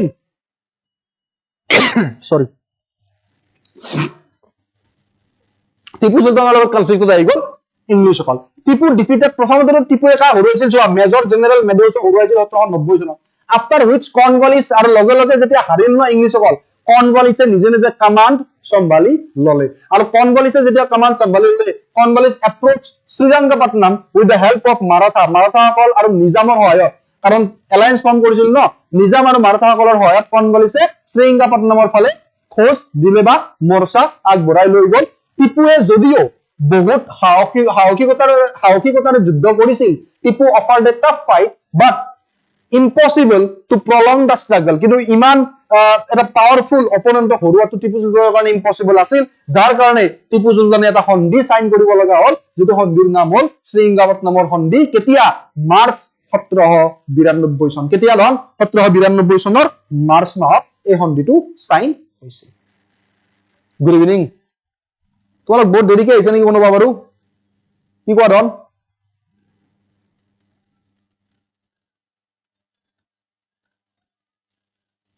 Daisy Das, my enemy will be my friend. Okay, এই বস্তুটো কি আছিল জানা এটা থিওৰি দিছিল তোমালোকে এনশিয়েন্ট হিষ্ট্ৰী পঢ়িলে তুমি নিশ্চয় তোমালোকে চাণক্য বা কৌটিল্যৰ কথা পাবা অৰ্থশাস্ত্ৰ লিখিছিল হয় নে নহয় অৰ্থশাস্ত্ৰ লিখিছিল কৌটিল্যই তাত এটা থিওৰি আছিল সেই থিওৰিটো এতিয়াও ভাৰতে ডিপ্লোমেটিক কিছুমান বস্তু ইউজ কৰে সেই থিওৰিটো আছিল according to Chanakya in অৰ্থশাস্ত্ৰ my neighbor is my friend sorry my neighbor is my enemy তোমালোকে চাবাচোন গাঁৱৰ ঘৰত তেনেকুৱা হয় my neighbor is my enemy কাষৰ ঘৰ অলপ enemy অলপ দেখিব নোৱাৰে বুজি পালা গাঁৱত বেছিভাগ এনেকুৱা হয় my neighbor is my enemy but the neighbor of my neighbor is my friend মানে মোৰ কাষৰ ঘৰ মোৰ enemy কিন্তু মোৰ কাষৰ ঘৰ মোৰ বন্ধু চাবাচোন আমাৰ নৰমালি গাঁৱত কি হয় জানা এই ঘৰ মানুহ ন মাজৰ এক ঘৰ আছে এইফালে এক ঘৰ এইফালৰ পৰা এক ঘৰ এৰি এক ঘৰৰ তাত যাব যাই পেলাই এই মাজৰ ঘৰৰ কথা পাতিব কাৰণ আমাৰ কাষৰ ঘৰৰো ইহঁত গিটা ফ্ৰেণ্ড বুজি পালা মই কি কৈ আছো আমি এই ঘৰ মাজত কাষৰ ঘৰ তাৰপিছত এক ঘৰ আছে আমাৰ দুই ঘৰৰ শত্ৰু ইহঁত কাৰণ আমাৰ দুই ঘৰৰ নেইবাৰ ন আৰু সেই কাৰণে আমাৰ ফ্ৰেণ্ড হল কাষৰ ঘৰ তো my neighbour is my enemy but the neighbour of my neighbour is my friend according to Chanakya Arthashastra যেটো এতিয়াও ইউজ হয় মানে যেনেকুৱা পাকিস্তান আমাৰ এনিমি আফগানিস্তান আমাৰ দোস্ত হয় না ওকে বাদ দিয়া এতিয়া আমি ইয়াত আহো তো treaty of সেৰিঙ্গাপট্টনম March 1792 Fourth Anglo-Mysore War চতুৰ্থ Anglo-Mysore যুদ্ধ AD 1798 পৰা 99 to enlist the support of the French against the English in India ফ্ৰেন্সৰ সহায় বিচাৰি ইন্ডিয়াত টিপু সুলতানে নিজকে জেকবিন ক্লাব যদি তুমি ওয়াৰ্ল্ড হিস্ট্ৰি পড়া গম পাবা জেকবিন ক্লাবত জয়েন কৰিলে টিপু অলসো প্লান্টেড টিপুৱে ট্ৰি অফ লিবাৰ্টিও প্লান কৰিছিল বা ৰুইছিল কোত সেৰিঙ্গাপট্টনমত এই কোৱেশ্চনটো আহিছিল tree of liberty Seringapatam Tipu Sultan he sent embassy পঠাইছিল আৰবিয়ালৈ জামান শাহ অফ আফগানিস্তানলৈ কনষ্টেন্টিনোপললৈ আৰু directorate Versailles in the French in the Isle de French মানে ফ্ৰেন্সলৈ পঠাইছিল ঠিক আছে ফ্ৰেন্সলৈ পঠাইছিল বা ইসলি ডি ফ্ৰেন্সলৈ পঠাইছিল Arabia Zaman Shah of Afghanistan Constantinople আৰু ফ্ৰেন্সলৈ এম্বাসি পঠাইছিল ইংলিছসকলৰ বিৰুদ্ধে যুদ্ধ কৰিবৰ কাৰণে সহায় বিচাৰি ফাইন ৰিয়েলাইজিং দা হস্টাইল ইন্টেনশন কিন্তু যেতিয়া ইংলিছসকলে টিপু সুলতানৰ এই চিন্তাধাৰাটো গম পালে টিপু সুলতানৰ ইন্টেনশনটো গম পালে ইংলিছসকলে এইবাৰ ইংলিছে ভাবিলে যে নাই নহব এইবাৰ ইংলিছসকলে ভাবিলে নাই নহব টিপু সুলতানক মানে একদম এবাৰতেই মানে কমপ্লিটলি তেখেতক গুচাই দিব লাগিব ৰাস্তাৰ পৰা ঠিক আছে লৰ্ড ওয়েসলি নতুনকৈ আহিছিল তেতিয়া কাৰণ 1798 ত লৰ্ড কৰ্নৱালিছৰ সময়সীমা বা কাৰ্যক্ৰম অন্ত পৰিছিল 1798 ত কোন আহিছিল লৰ্ড ওয়েসলি 1805 লৈকে হয় নহয় তো লৰ্ড ওয়েসলি নতুন আছিল so lord wellesley the new governor general india was determined to remove this threat once for all একেবাৰে মানে আৰু সেই কাৰণে the war against Tipu began in 1799 আৰম্ভ হৈছিল যুদ্ধখন and he was defeated আৰু প্ৰথমতে টিপু সুলতান হাৰিছিল কোত সিদাসেৰৰ যুদ্ধত কাৰ হাতত ষ্টুৱাৰ্টৰ হাতত English army English commander in chief ষ্টুৱাৰ্টৰ হাতত সিদাসেৰৰ ধৰিছিল 5 মাৰ্চত আৰু তাৰ পিছত জেনাৰেল হেৰিছৰ আন্ডাৰত হাৰিছিল কোত হাৰিছিল বেটেল অফ মালভেলি 27 মাৰ্চত আৰু তাৰ পিছত ইংলিছে সেৰিঙ্গাপট্টনম ক্যাপচাৰ কৰিলে 4 মে 1799 ত 4 মে 1799 চনত ইংলিছসকলে সেৰিঙ্গাপট্টনম ক্যাপিটেল ক্যাপচাৰ কৰিলে আৰু নিজৰ মাতৃভূমিক ৰক্ষা কৰিবৰ কাৰণে টিপু সুলতানে নিজৰ জীৱন আহুতি দিলে that is the Anglo-Mysore conflict এটো কি আছিল ধন Anglo-Mysore conflict এখানে কি আছিল Anglo-Mysore conflict this is the Anglo-Mysore conflict fine Anglo-Maratha conflict right here the sudden growth in company trade কোনা মেইন বস্তুটো মন দিবা যেতিয়া আমি ইন্ডিয়াখন চাও নরমালি যদি তোমালোকে চোৱা যে সেই সময়ত যেটো কটনৰ ট্ৰেড আছিল যেটো সিল্ক ৰুট আছিল এটো চাইনাৰ পৰা হৈ ভাৰতৰ মাৰাঠা এম্পায়াৰৰ মাজেৰে গৈ কিনে মেডিটেৰিয়ান সি লৈকে গৈছিল আৰু ব্ৰিটিছাৰসকলে গম পাইছিল কাৰণ সেই সময়ত কটনৰ ট্ৰেড বা কটনৰ বাণিজ্যত বহুত প্ৰফিট হৈছিল কটনৰ বিজনেছত বহুত প্ৰফিট হৈছিল তো ইংলিছসকলে ভাবিছিল যে কটনৰ বিজনেছত যদি আৰু বেছি প্ৰফিট কৰিব লগা হয় তেতিয়ালে যেটো ট্ৰেড লাইন মাৰাঠাৰ মাজেৰে যায় সেইটোক নিজৰ হাতৰ মুঠিত আনিব লাগিব আৰু কটন ট্ৰেডৰ যেটো ৰুট আছে ন এই ৰুটটো নিজৰ হাতৰ মুঠিত আনিবৰ কাৰণে মাৰাঠা এম্পায়াৰক নিজৰ হাতৰ মুঠিত আনিব লাগিব আৰু সেই কাৰণে মাৰাঠা এম্পায়াৰৰ লগত কনফ্লিক্টত লিপ্ত হৈছিল ইংলিছসকল the sudden growth in the company cotton trade after 1784 to China from Gujarat so Bombay motivated the British authorities to play more মই ৰাখে কৰো ডেকান ৰিজনটো নিজৰ আন্ডাৰত আনিবৰ কাৰণে this ambition of English brought them in the direct আৰু এই যেটো intention আছিল ইংলিছসকলৰ এইটোৰ জৰিয়তে they came into contact with Maratha power, or they can in direct conflict with the Maratha power. Right? First Anglo-Maratha War, 1775 পৰা 1782 চন, first Anglo-Maratha War. The war begin with the Treaty of Surat. Very important. এই প্ৰথম লাইনটো বহুত important. এই যে প্ৰথম Anglo-Maratha conflict আছে, প্ৰথম যে Anglo-Maratha conflict আছে, প্ৰথম যে Anglo-Maratha conflict আছে, এই প্ৰথম Anglo-Maratha conflict তৰ আৰম্ভণি 1775 ত এটা সন্ধিৰ জৰিয়তে হৈছিল। এই সন্ধিটো আছিল সুৰাতৰ সন্ধি, Treaty of Surat 1775। আৰু Anglo-Maratha conflictor অন্তও এটা সন্ধিৰ জৰিয়তে হৈছিল, এন্ডিংও এটা সন্ধিৰ জৰিয়তে হৈছিল, the Treaty of Saibai, কিছুমান বুকত সালবাই বুলিও পাবা, but it is Treaty of Saibai, Saibai সন্ধি AD 1782। Political ambition of the company কি আছিল? To extend their influence towards the Maratha territory, Maratha territory নিজৰ power extend কৰা, নিজৰ power show কৰা Maratha empire, আৰু তাৰ লগতে cotton trader যিটো route আছে ন, সেই route to trading route to ন, সেই route to নিজৰ অধিপত্য বিস্তাৰ কৰা। This is the main aim of the English, আৰু এই aimত কোনে সহায় কৰিছিল জানা? আৰু সেই টাইমত ইংলিছ সকল এই কাৰণে সাকসেসফুল হৈছিল কাৰণ মাৰাঠা সকলৰ নিজৰ মাজতেই মাৰাঠা এম্পায়াৰ বহুত ডাঙৰ আছিল, বহুত ডাঙৰ। তোমাক অলপ পিছত মই দেখাম। মাৰাঠা এম্পায়াৰৰ নিজৰ মাজতেই, নিজৰ লিডাৰ্ছবোৰৰ মাজতেই কি আছিল? ডিসপিউটস আছিল, আৰু সেই ডিসপিউটসে বহুত সহায় কৰিছিল ইংলিছ সকলক মাৰাঠাক কন্ট্ৰোল কৰাত। ঠিক আছে, তাকে কৈছে internal conflict আৰু and the internal conflict among the Maratha leaders played a significant role in this war. So Maratha empire তুমি যদি এই পোরশনটো চোৱা, তুমি যদি অৰেঞ্জ পোৰশনটো চোৱা, তুমি গম পাবা ইমান এটা পোরশন গোটে ইন্ডিয়াখন যদি আমি আকো তেতিয়ালে আমি গম পাম যে সেই সময়ত অখণ্ড ভাৰত এইখিনি আছিল নে নাই? অখণ্ড ভাৰত, মই অখণ্ড ভাৰতখন আঁকি আছো। অনলি ভাৰত, অখণ্ড ভাৰত কেতিয়া বলে আমাৰে হ'ব গোটেইখন। দিস ইজ অখণ্ড ভাৰত, এইখন অখণ্ড ভাৰত, এইখন অখণ্ড ভাৰত। আৰু এই অখণ্ড ভাৰতৰ তুমি চোৱা যে অলমোস্ট 80% জায়গা মাৰাঠা এম্পায়াৰে ক্যাপচাৰ কৰি আছিল, মাৰাঠা এম্পায়াৰৰ আন্ডাৰত আছিল। তো যদি মাৰাঠা এম্পায়াৰক নিজৰ আন্ডাৰত আনা যায় তেতিয়াহলে কিন্তু ইংলিছ সকলে গম পাইছিল যে যদি কিবা কৰি মাৰাঠা এম্পায়াৰক নিজৰ আন্ডাৰত আনা যায় তেতিয়াহলে কি কৰা যাব, তেতিয়াহলে কি হ'ব? ধন গোটেই ট্ৰেড ৰুট আমাৰ হাতত আহি যাব। আৰু সেই সময়ত আছিল পগলা এটা গভৰ্ণৰ জেনেৰেল, পগলাই আছিল তো মই নামটো শুনিলে খং উঠে। সাবসিডিয়ারি অ্যালায়েন্স আনিছিল কোনে? লর্ড ওয়েলসলি পগলা,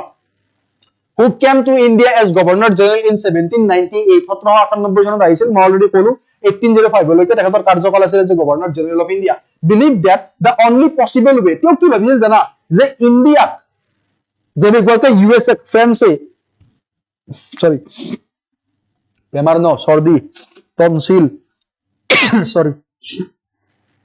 তথাপি ক্লাছৰ প্ৰমিস কৰিছিলো কাৰণে আহিছো। ৰাতি হয় ন ক্লাছটো, এটা মেইন কথাটো হ'ল ৰাতি বাইক লৈ গলে ঠাণ্ডা লাগে, বতাহ লাগে, উপায়ো নাই, কি কৰিম, ঠাণ্ডা লাগে। আৰু সেইকাৰণে এই টনসিল আৰু সৰ্দিটো হ'ল, মোৰ জ্বৰ উঠিল। বাট মেইন কথা হ'ল তোমালোক নাথাকাই, এই চোৱা আৰু গৈ আছে, গৈ থাকা ধন, মই আছো, তোমালোক যোৱা, মই আছো ইয়াত, মই পঢ়াম বুলি কৈছো ন। সেই সেম চোৱা আৰম্ভণিত যিটো জোচ আছিল ন মোৰ, সেইটো জোচ এতিয়া থাকিব। কালি যিটো জোচ পাইছিলা সেইটো জোচে থাকিব, যিমানে মোৰ জ্বৰ বা সৰ্দি নহওক কিয়, তোমালোক যোৱা, মই পঢ়াই আছো। এতিয়া চোৱা কথাটো হ'ল আজিৰ ক্লাছটো বহুত বেছি ইম্পৰ্টেণ্ট, বহুত বেছি, সঁচাকে বহুত বেছি ইম্পৰ্টেণ্ট। বিকজ আমি কাৰ্নাটিক ৱাৰ চাই আছো, ইয়াত এংলো-মাইচৰ কনফ্লিক্ট চালো আমি, দেন এংলো-মাৰাঠা কনফ্লিক্ট চাই আছো। ঠিক আছে, সো ভেৰি ইম্পৰ্টেণ্ট। চোৱা Wellesley who came to India as governor general believe that, কি ভাবিছিল জানা? যেনেকুৱাকে USA ফ্ৰেঞ্চ সকলে তলৰ পৰা সহায় কৰি ব্ৰিটিছক খেদিলে, তো ফ্ৰেঞ্চৰ এটা হৈছে ফ্ৰেঞ্চ ডেঞ্জাৰৰ পৰা, সেইটোৱেতো ফ্ৰেঞ্চ ডেঞ্জাৰ ন, ফ্ৰেঞ্চ ডেঞ্জাৰৰ পৰা ইণ্ডিয়াক ৰক্ষা কৰা এটাই মেইন বা এটাই উপায় আছে। লৰ্ড ওয়েলসলি ভাবিছিল যে ফ্ৰেঞ্চ ডেঞ্জাৰৰ পৰা ইণ্ডিয়াক ৰক্ষা কৰাৰ এটাই উপায় আছে, যাতে ইণ্ডিয়াখন ব্ৰিটিছৰ হাতৰ পৰা গুচি নাযায়। তাৰ এটাই উপায় আছে যে ভাৰতীয় যিবোৰ নেটিভ কিংডম আছে সেই নেটিভ কিংডমবোৰক নিজৰ হাতৰ মুঠিত আনা, যিবোৰ ইণ্ডিয়ান কিংডম আছে নেটিভ কিংডম সেইবোৰক নিজৰ হাতৰ মুঠিত আনা। ঠিক আছে, was established a strong military, আৰু তাৰ লগতে এটা ষ্ট্ৰং মিলিটাৰী কন্ট্ৰোল এটা এস্টাব্লিশ কৰা। ব্ৰিটিছে যদি এটা ডাঙৰ মিলিটাৰী কন্ট্ৰোল এটা এস্টাব্লিশ কৰিব পাৰে, ব্ৰিটিছৰ আন্ডাৰত যদি বহুত সৈন্য থাকে, ডাঙৰ মিলিটাৰী থাকে, তেতিয়াহ'লে ব্ৰিটিছক কোনো ইণ্ডিয়াৰ পৰা খেদি পঠাব নোৱাৰে। This is the intention, this is the aim of lord Wellesley, যাৰ কাৰণে কিছুমান এগ্ৰেছিভ পলিচি লৈ আহিছিল লৰ্ড ওয়েলসলিয়ে তাৰ ভিতৰত one of the most important is subsidiary alliance. One of the most important is subsidiary alliance. আৰু ওয়েলছলিয়ে বিচাৰিছিল যে subsidiary alliance কাৰ ওপৰত ইম্পোজ কৰা যাওক, মাৰাঠাসকলৰ ওপৰত ইম্পোজ কৰা যাওক বুলি এটা aim লৈছিল বা তেওঁ বিচাৰিছিল যে he have a desire to impose subsidiary alliance on Maratha, right? Though কিন্তু চোৱা পেশৱা accepted, পেশৱা বাজিৰাওটো সেই সময়ত যে পেশৱা আছিল ন বাজিৰাওটোৱে মানি ললে subsidiary alliance ব্ৰিটিছৰ ফালৰ পৰা। কিন্তু যদিও পেশৱা বাজিৰাওটোৱে মানি ললে বাকিবোৰ যে লিডাৰ আছিল মাৰাঠা লিডাৰ আছিল এই মাৰাঠা লিডাৰবোৰে এই বস্তুটো নামানিলে। তেওঁলোকে ক'লে যে আমি নামানো, কাৰণ এই বস্তুটো যদি আমি মানি লওঁ ন তেতিয়াহলে আমাৰ সোভেৰেন ৰাইটস বা আমাৰ ইন্ডিপেন্ডেন্ট কোড থাকিব, আমি ব্ৰিটিছৰ আন্ডাৰত হৈ যাম। সো এই বস্তুটো বহুত বেয়া বস্তু, আমি কেতিয়াও নামানো যে আমি ব্ৰিটিছৰ ফালৰ পৰা সাবসিডিয়াৰী এলায়েন্স মানি লম, আমি এটুক একসেপ্টই নকৰো। বাকি পেশৱা লিডাৰ বলে ক'লে যদিও পেশৱা বাজিৰাওটোৱে মানি ললে ন সাবসিডিয়াৰী এলায়েন্স, কিন্তু বাকি পেশৱা লিডাৰ সকলে ফৰ এক্সাম্পল হোলকাৰ তেওঁলোকে মানি নললে। তেওঁলোকে ক'লে যে এনেকুৱা যদি কৰো আমাৰ ইন্ডিপেন্ডেন্সটো নোহোৱা হৈ যাব, আমাৰ স্বাধীনতা ক'ত থাকিব, ঠিক আছে। তো যদিও পেশৱাই একসেপ্ট কৰিলে সাবসিডিয়াৰী এলায়েন্স ব্ৰিটিছৰ, কিন্তু বাকি মাৰাঠা চিফ যিবোৰ আছিল ন দে showed resentment against it, তেওঁলোকে মানি নললে। তেওঁলোকে ভাবিছিল they considered the subsidiary treaty as humiliating, তেওঁলোকে সাবসিডিয়াৰী এলায়েন্সক এটা লজ্জাজনক সন্ধি বুলি ভাবিছিল আৰু তেওঁলোকৰ ইন্ডিপেন্ডেন্টৰ ওপৰত কুৱেশ্যন আহি যাব বুলি তেওঁলোকে বিশ্বাস কৰিছিল। বাকি মাৰাঠা চিফবোৰৰ কথা কৈছো, কাৰণ পেশৱা বাজিৰাওটো অলৰেডি মানি ললে। The internal conflict among the Maratha chief and the attack upon Peshwa, আৰু যে মাৰাঠা চিফবোৰৰ মাজত, কাৰণ পেশৱাইটো মানি লৈছিল, সকলোৱে পেশৱাক কুৱেশ্যন কৰি আছে, পেশৱাক সুধি আছে, পেশৱাক কৈছে তই ওলাই বাহিৰ হৈ যা, পেশৱা বাজিৰাওক কৈছে যে তই ওলাই বাহিৰ হৈ যা, তই কিয় মানিছ। তো ইন্টাৰনেল কনফ্লিক্ট যে চলি আছিল পেশৱা আৰু বাকি মাৰাঠা লিডাৰ্ছবোৰৰ মাজত,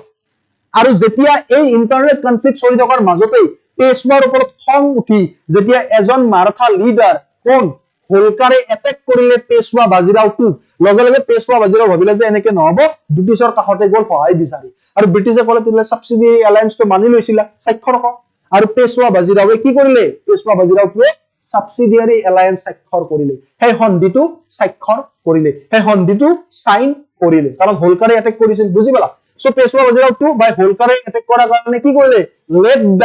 lead the signing of the subsidiary treaty at Bassein on AD 1802 by the Peshwa with the British, আৰু পেশৱা 1802 মানি ললে ব্ৰিটিছৰ subsidiary alliance with a treaty, এটা সন্ধিৰ জৰিয়তে। Bhonsle sign treaty of Deogaon, Bhonsle কি কৰিছিল, আৰু এজন মাৰাঠা লিডাৰ আছিল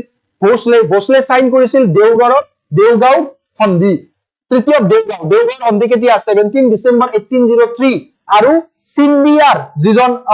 মাৰাঠা চিফ আছিল হি সাইন ট্ৰিটি অফ সুৰজি আঞ্জাগাঁও কেতিয়া 30 ডিসেম্বৰ 1803। তো এই সাবসিডিয়াৰী এলায়েন্সৰ সন্ধিবোৰ বেলেগ বেলেগ মাৰাঠা চিফবোৰে, বেলেগ বেলেগ মাৰাঠা লিডাৰবোৰে বেলেগ বেলেগ সময়ত একসেপ্ট কৰিছিল, কিন্তু তেতিয়ালে হোলকাৰে কৰা নাছিল। আকৌ এই হোলকাৰে যে এটেক কৰিছিল পেশৱাক, চোৱা 1804 চনত য়শৱন্তৰাও হোলকাৰে ভাবিলে যে নাই এনেকে নহব,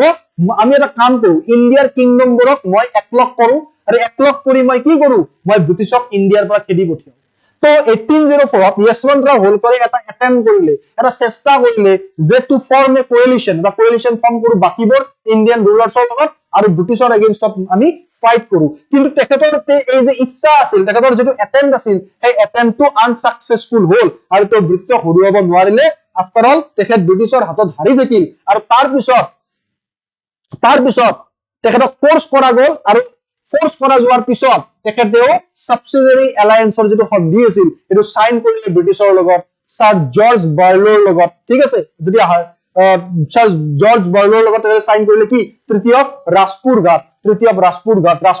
সন্ধি কেতিয়া 25 ডিসেম্বৰ 1805 চন, 25 অফ ডিসেম্বৰ 1805 য়শৱন্তৰাও হোলকাৰেও কি কৰিলে, এটা সন্ধি সাইন কৰিলে, দ্য ট্ৰিটি অফ ৰাজপুৰ ঘাট, কি কৰিলে, ট্ৰিটি অফ ৰাজপুৰ ঘাট। সাবসিডিয়াৰী এলায়েন্স মানি লব লগা হল, উপায় নাই, হলে হোলকাৰটো চেষ্টা কৰিছিল ন, ধন সেলিউট য়শৱন্তৰাও হোলকাৰ। দাস আৰু সেই কাৰণে তেনেকৈ the war finally resulted in the establishment of British influence on the Maratha Empire আৰু finally Maratha Empire ব্ৰিটিছৰ প্ৰভুত্ব বা ব্ৰিটিছৰ অধিপত্য স্থাপন হ'ল Third Anglo-Maratha War, তৃতীয় Anglo-Maratha যুদ্ধ the third and the final phase of the struggle between began with the coming of the Lord Hastings যেতিয়া Lord Hastings আহিছিল Lord Hastingsৰ আহাৰ পিছতেই as a governor general 1813 of Lord Hastings আহাৰ আগলৈকে তাৰ আগতে Lord Minto আছিল তো Lord Hastings আহাৰ পিছত তৃতীয় Anglo-Maratha conflict বা তৃতীয় Anglo-Maratha War আৰম্ভ হ'ল কিয় কাৰণ Lord Hastingsে যেনেকুৱাকে Lord Wellesleyয়ে কিছুমান এগ্ৰেছিভ পলিসি লৈ আহিছিল ইণ্ডিয়ান কিংডমবোৰক নিজৰ আণ্ডাৰত আনিবৰ কাৰণে তেনেকুৱাকে Lord Wellesleyৰ দৰেও Lord Hastingছেও এগ্ৰেছিভ পলিসি ফলো কৰিছিল ঠিক আছে যাতে ব্ৰিটিছৰ প্যাৰামাউণ্টেচি স্থাপন হয় India Maratha Confederacy was dissolved and the Peshwa Bajirao II was dethroned and pensioned আৰু Maratha Confederacy টো Maratha যি Confederacy আছিল এইটো ডিসলভ কৰি দিয়া গল এতিয়া Maratha কমপ্লিটলি ব্ৰিটিছৰ আণ্ডাৰত আহি গল আৰু Marathaৰ যি ৰাজসিংহাসন আছিল ন Marathaৰ যি ৰাজসিংহাসন আছিল Bajirao II যিখন Marathaৰ ৰাজসিংহাসন আছিল পেশৱা আছিল Marathaসকলৰ পেশৱা কোন আছিল তেতিয়ালে Bajirao II আৰু Bajirao II কি কৰা গল যে তোমাৰ এতিয়াৰ পৰা তুমি ৰাজসিংহাসনত বহিব নালাগে ব্ৰিটিছে ক'লে তুমি এতিয়াৰ পৰা ৰাজসিংহাসনত বহিব নালাগে তুমি আজিৰ পৰা পেশৱা নহয় তুমি এটা কাম কৰা তোমাক পেনশন দিম তুমি এটা জায়গাত যাই ঘৰ বনাই থাকা কোট কানপুৰৰ এটা জায়গা আছিল বিথুৰত পঠাই দিলে পেশৱাক আৰু তেখেতক তাত পেনশন দিয়া আৰম্ভ কৰিলে ঠিক আছে with Holkar a subsidiary treaty known as the Treaty of Mandsaur was signed আৰু হোলকাৰৰ লগত ইয়াৰ আগৰ যেটো treaty আছিল যে হাৰাৰ কাৰণে সাইন হৈছিল সৰি বাট যেটো subsidiary allianceৰ যেটো সন্ধি আছিল ন হেতু Mandsaur সন্ধি হোলকাৰৰ লগত সাইন হৈছিল থাৰ্ড Anglo-Maratha conflict আৰু তাৰ পিছত চোৱা Marathaসকলক তো গুচাই দিলে Marathaসকলক কি কৰিলে গুচাই দিলে Maratha কনফেডাৰেচি ডিসলভ কৰি দিলে Marathaৰ যেজন পেশৱা আছিল তেওঁ বিথুৰত কানপুৰত তেখেতক পেনশন দি কিনে ৰাখি থলে এতিয়া যদি ডাইৰেক্টলি Marathaসকলৰ পেশৱা বা এনেকুৱা সিট নোয়াই কৰি দিয়ে ন Marathaসকলৰ তো খং উঠিব তেওঁলোকৰ ইগো হাৰ্ট হ'ব সেন্টিমেন্ট হাৰ্ট হ'ব আৰু সেই কাৰণে Marathaসকলে কি কৰিব যদি এনেকুৱা হয় Marathaসকলে ব্ৰিটিছৰ এগেইনষ্টত গুচি যাব আৰু ব্ৰিটিছৰ লগত যুদ্ধ কৰিব ব্ৰিটিছৰ কাৰণে বেয়া তো ব্ৰিটিছে কি কৰিলে এটা চাল খেলিলে এটা টেকনিক এটা ইউজ কৰিলে তেওঁলোকে কি কৰিলে Maratha ইমান ডাঙৰ Maratha এম্পায়াৰৰ এটা সৰু জায়গা সাতাৰা বুলি কয় কি বুলি কয় সাতাৰা এটা সৰু জায়গাত কি কৰিলে জানেনে নাই কাৰণ পেশৱাকটো গুচাই দিছিল Marathaসকল পুৰা Maratha এম্পায়াৰৰ এটা সৰু জায়গা সাতাৰা সেই সাতাৰাত কি কৰিলে শিৱাজীৰ এটা বংশধৰ শিৱাজীৰ এজন কাৰণ শিৱাজী বহুত ডাঙৰ নাম সকলোৰে ইমোশন জড়িত আছে শিৱাজীৰ লগত শিৱাজীৰ এজন বংশধৰ কোন আছিল প্ৰতাপ সিং শিৱাজীৰ এজন বংশধৰ প্ৰতাপ সিংক কি কৰিলে পেশৱা বনাই কিনে সাতাৰাত ৰুল কৰিব দিলে যাতে Marathaসকলৰ সেন্টিমেন্টটো হাৰ্ট নহওক আৰু ব্ৰিটিছসকলে গোটেই Marathaত নিজৰ প্ৰভুত্ব বিস্তাৰ কৰিব ঠিক আছে this is the third Anglo-Mysore conflict now very important that is Battle of Plassey okay Battle of Plassey the Battle of Plassey was fought on 23rd of June 1757 কেতিয়া যুদ্ধ হৈছিল Battle of Plassey 23 জুন 1757 চনত কেতিয়া হৈছিল 23 June 1757 চনত it was fought between the Nawab of Bengal and the British East India Company in which the East India Company emerged victorious আৰু এই যুদ্ধখন কাৰ মাজত হৈছিল যদি সমুকে আমি কব যাও তেলে এই যুদ্ধখন হৈছিল বেংগলৰ নবাব সিৰাজউদ্দৌলা আৰু ব্ৰিটিছ ইষ্ট ইণ্ডিয়া কোম্পানীৰ সেই সময়ৰ গভৰ্ণৰ ৰবাৰ্ট ক্লাইভৰ মাজত সকলোতকৈ পগলা ব্ৰিটিছসকলৰ মই যদি দেখিব নোৱাৰা আছে এইটো হল ৰবাৰ্ট ক্লাইভ আৰু এই ৰবাৰ্ট ক্লাইভে নিজৰ শাস্তিও পাইছিল ৰবাৰ্ট ক্লাইভে বহুত কৰাপচন কৰিছিল গম পাইছানে নাই তোমালোক মই এটা কথা কও ৰবাৰ্ট ক্লাইভ যে আছে না পগলাটো সৰি ৰবা এক সেকেন্ড মই অলপ গৰম পানী খাইলো যিমানখিনি আছে থাকিবা 121 জন আছে নেকি থাকিবাচোন ধন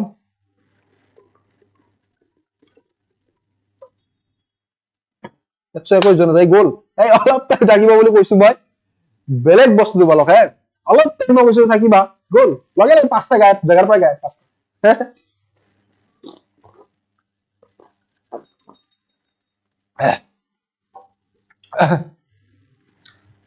okay ওকে তো ৰবাৰ্ট ক্লাইভৰ কথা কৈ আছো ন ৰবাৰ্ট ক্লাইভে বহুত কৰাপচন কৰিছিল গম পালা আৰু যেতিয়া ইণ্ডিয়াত গভৰ্ণৰ হৈ থাকোতে ৰবাৰ্ট ক্লাইভে যেতিয়া কি কৰিছিল ইণ্ডিয়াত গভৰ্ণৰ হৈ থাকোতে যেতিয়া ৰবাৰ্ট ক্লাইভে কৰাপচন কৰিছিল ন তাৰপিছত ৰবাৰ্ট ক্লাইভ যেতিয়া ঘূৰি গ'ল বেংগললৈ যেতিয়া ইংলেণ্ডলৈ যেতিয়া ঘূৰি গ'ল ইংলেণ্ডত ৰবাৰ্ট ক্লাইভৰ ওপৰত কেছ চলিল আৰু কেছত ৰবাৰ্ট ক্লাইভে শাস্তি পালে যাৱজ্জীৱন কাৰাদণ্ড আৰু যাৱজ্জীৱন কাৰাদণ্ড যদিও পালে কি হ'ল জানা যাৱজ্জীৱন কাৰাদণ্ড ই থাকিব নোৱাৰে তো কি কৰিলে জানা যাৱজ্জীৱন কাৰাদণ্ডত সেই সময়ত ব্ৰিটিছক তুমি যদি চোৱা ব্ৰিটিছত ইংলেণ্ডৰ যে প্ৰিজন আছিল সেল আছিল তাত হয় নহয় সেল আছিল নিজৰ সেল তো এই সেলত কি কৰিলে 1774 ত ৰবাৰ্ট ক্লাইভে ফাঁসি দি মৰি থাকিল নিজে তো ইমান যে তই কৰাপচন কৰিলি কি ফল পালি ফাঁসি দিবই লগা যদি ফাঁসি দিবই লগা হ'ল তেতিয়াহ'লে কি ফল পালি হয় নহয় ডন অবভিয়াসলি থাকিবা হয় না কথাটো চোৱা আজি মই তোমালোকক কওঁ কথাটো হ'ল যে এইবাৰ পোষ্ট ওলাব অলমোস্ট 400 ওলাব বুলি শুনিছিলো যোৱাবাৰ তুমি 500 ওলাব বুলি শুনিছিলো কিন্তু ওলাল 235 তো এইবাৰ তো 250 প্লাস ধৰি লোৱা 250 ধৰি লোৱা ওলাব বেছি ওলালেও প্ৰবলেম নাই কম ওলালে প্ৰবলেম বাৰু বেছি ওলালে প্ৰবলেম নাই আমি ধৰি লৈছো 250 80000 সৰি এইবাৰ তো 80 ৰ বেছি হ'ব 90000 ষ্টুডেন্টে দিব পৰীক্ষা ধৰি লোৱা তাৰ মাজত এই 90000 ৰ মাজত কম্পিটিশন হ'ব 90000 ত কম্পিটিশন হ'ব 90000 ৰ মাজত যদি তুমি কম্পিটিশন কৰিব লগা হয় 90000 তুমি 250 দি ৰান কৰা 00 কাটা গল ইয়াৰ পৰা তুমি যদি কাটা কিমান হ'ব 4 9 গুণ 360 হয় নহয় তো 360 টা পোষ্টৰ মাজত তুমি এটা হ'ব লাগিব মোৰ ভুল হ'ব পাৰে হা বাট ধৰি লোৱা 360 ঠিকে আছে ন 00 কাটিলা 90000 ঠিকে আছে 25 দি এজন 900 যদি আমি চাও 100 যদি 4 বাৰ যায় 4 9 36 yes তো 360 360 জনৰ মাজত তুমি যদি এজন হ'ব লাগে ধেমালি পাইছা ৰন অলপ তো ইউনিক হ'বই লাগিব তুমি যদি বলে মই যাও লগৰ কেইটাই মাতিছে মই যাও সিৰিজ এখন চাব আছে এনেকে হলে কেনেকে হ'ব কমপ্লিট কেনেকে কৰিবা APSC UPSC সিলেবাস ধেমালি নেকি ইয়াত যিখিনি বস্তু আমি পঢ়াই আছো একদম লাগতিয়াল বস্তুখিনি সো এই ক্লাছখিনি যেতিয়া কৰিবা বস্তুখিনি বুজি যাবা ক্লাছ কৰা আৰু নিজে পঢ়াৰ মাজত ডিফাৰেন্স কি জানা নাই নিজে পঢ়িও মানুহ পাস কৰে ক্লাছ কৰিও মানুহ পাস কৰে ডিফাৰেন্স কি জানা যেতিয়া তুমি নিজে পঢ়িবা ন এইখিনি বস্তু তুমি 2-3 বাৰ পঢ়ি যিমানখিনি মনত থাকিব ন এটা ক্লাছ কৰিলে তুমি এবাৰত এইখিনি বস্তু মনত থাকে এইটোৱে ডিফাৰেন্স সেইটোৱে লাভে হ'ব মিন্টু সেলুট ভাই মিন্টু এবার চকলেট খাম নলবেরিক দিলি চাহ খাম কি চকলেট খাম না চাহ খাম হ্যাঁ কারা চাহ খাম একদম okay Battle of Parasi. It was fought between East India Company and Nawab of Bengal, Sirajuddaulah and Robert Clive, in which the East India Company emerges victorious. Itia saba. Moi tomala duton bostu kom jitu iyat pisoto kam dibo. So, eta side asil Sirajuddaulah. Eta side kon asil Sirajuddaulah. Eta side asil British. Sirajuddaulah eto bahut সৈন্য দল 50000 বেছি সৈন্য কিমান 50000 বেছি সৈন্য সিৰাজউদ্দৌলাৰ লগত ব্ৰিটিছৰ আগত 3000 সৈন্য ইমান 3000 সৈন্য ব্ৰিটিছৰ আগত ব্ৰিটিছে গম পাই সিৰাজউদ্দৌলাক নোৱাৰো আমি হৰুৱাব ব্ৰিটিছে তো পগলা আছে না নাই ব্ৰিটিছ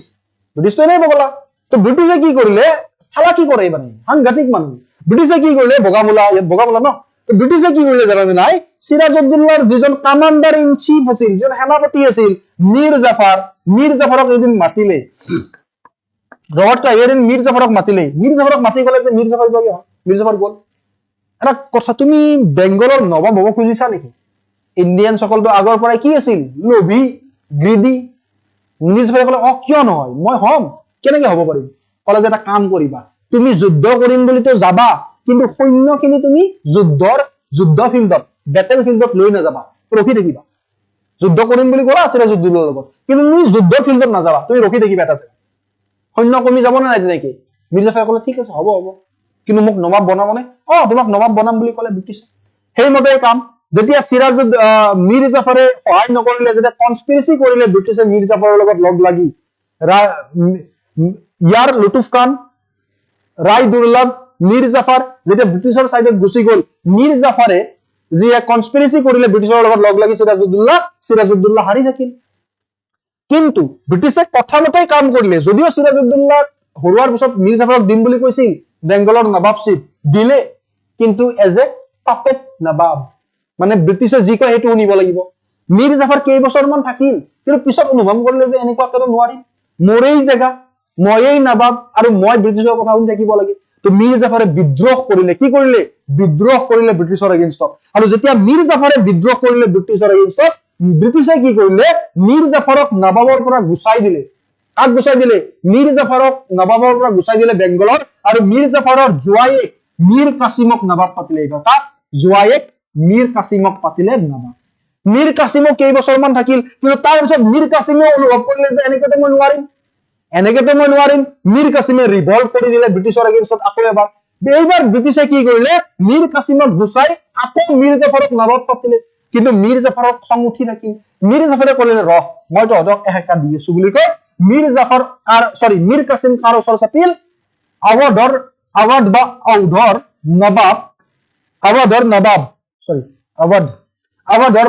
নবাব সুজা-উদ-দাউলা এই ষ্টৰিটো মনত লাগিব আমাক সুজা-উদ-দাউলা আৰু মুঘল এম্পায়াৰৰ শাহ আলম টু আৰু এই দুজনৰ লগত লগ লাগি মীৰ কাছিমে ব্ৰিটিছক এটেক কৰিলে 1764 যাক কোৱা হয় বেটেল অফ বাক্সাৰ যাৰ কথা আমি অলপ পিছত পঢ়িবলৈ পাম বেটেল অফ বাক্সাৰ কিন্তু এই যুদ্ধটো কোন হাৰিল ইহত গোটেইকেইটা হাৰি থাকিল ব্ৰিটিছৰ লগত যাৰ পিছত এলাহাবাদৰ ট্ৰিটি সাইন হল ওকে ফাইন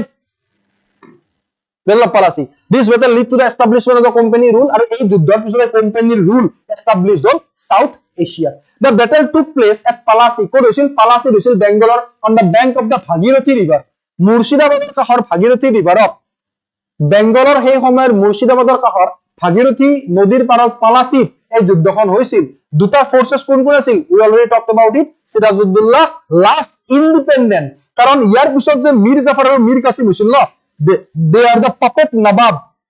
of Britishৰ আন্ডাৰত আছিল তেওঁলোকে so independent নাছিল last independent nabab of Bengal সিৰাজউদ্দৌলা আৰু ব্ৰিটিছ ইষ্ট ইণ্ডিয়া কোম্পানীৰ মাজত এই যুদ্ধ হৈছিল causes of the battle কি হয় what are the causes of the battle disrespect of nabab by the British disrespect of nabab British disrespect কৰিছিল disputed succession of Sirajuddaulah British helped Sirajuddaullah's rival Sirajuddaullahৰ opposition সহায় কৰিছিল British support to Shaukat Jang যোন opposite আছিল Sirajuddaullahৰ এই Shaukat Jangক support কৰিছিল British anti Hindu policy of the Nawab Sirajuddaullahৰ anti Hindu policy বোৰ দেখিব নোৱাৰিছিল British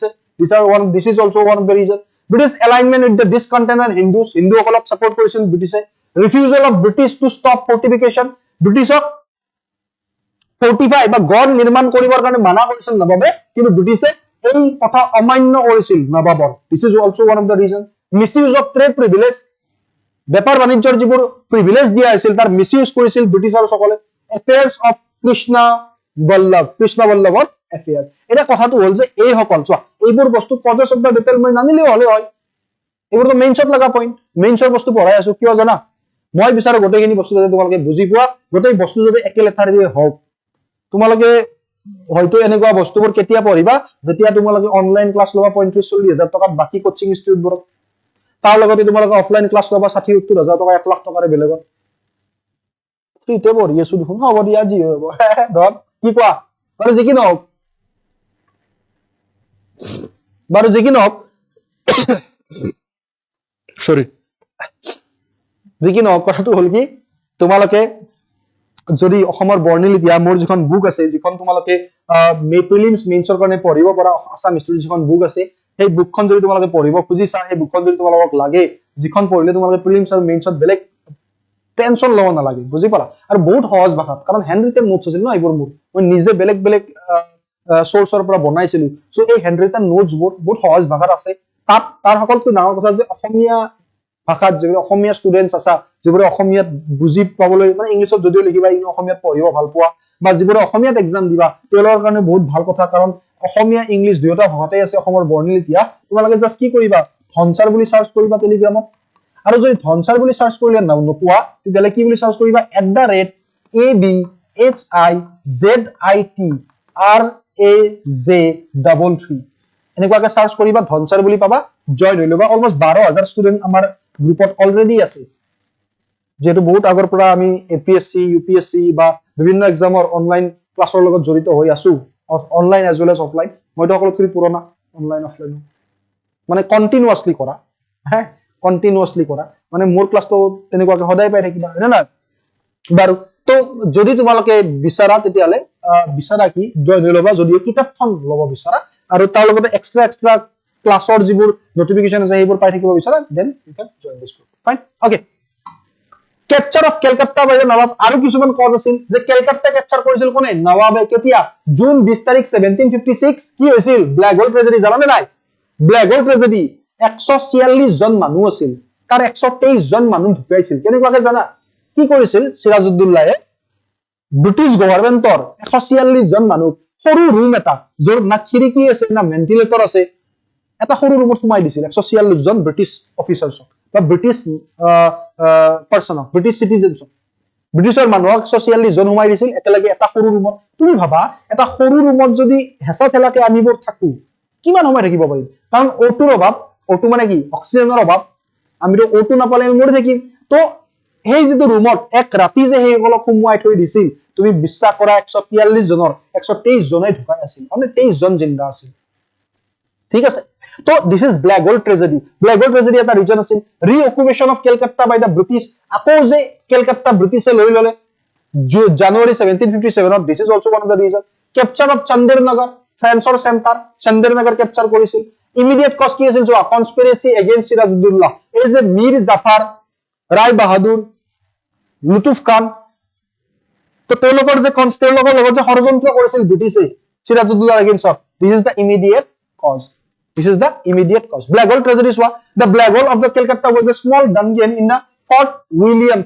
was a black hole ta horu jaga at Calcutta India where troops of the Nawab of Bengal Sirajuddaular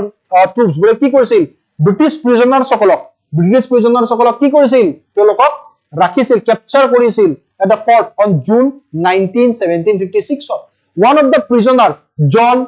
Zephaniah Holwell very important এই নামটো মনত ৰাখিবা John Zephaniah Holwell নামটো মনত ৰাখিবা কি বুলি মনত ৰাখিবা ধন নামটো তোমালোকে কি বুলি মনত ৰাখিবা জন জেফানিয়া হলৱেল এই জন জেফানিয়া হলৱেলে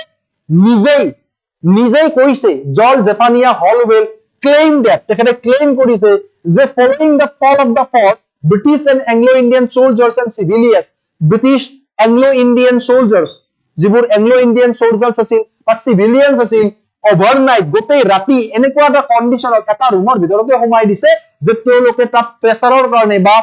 উশাহ নিশাহ ল'ব নোৱাৰাৰ কাৰণে 146 জনৰ ভিতৰত 123 জন প্ৰিজনাৰ্ছ ঢুকাই আছে this is black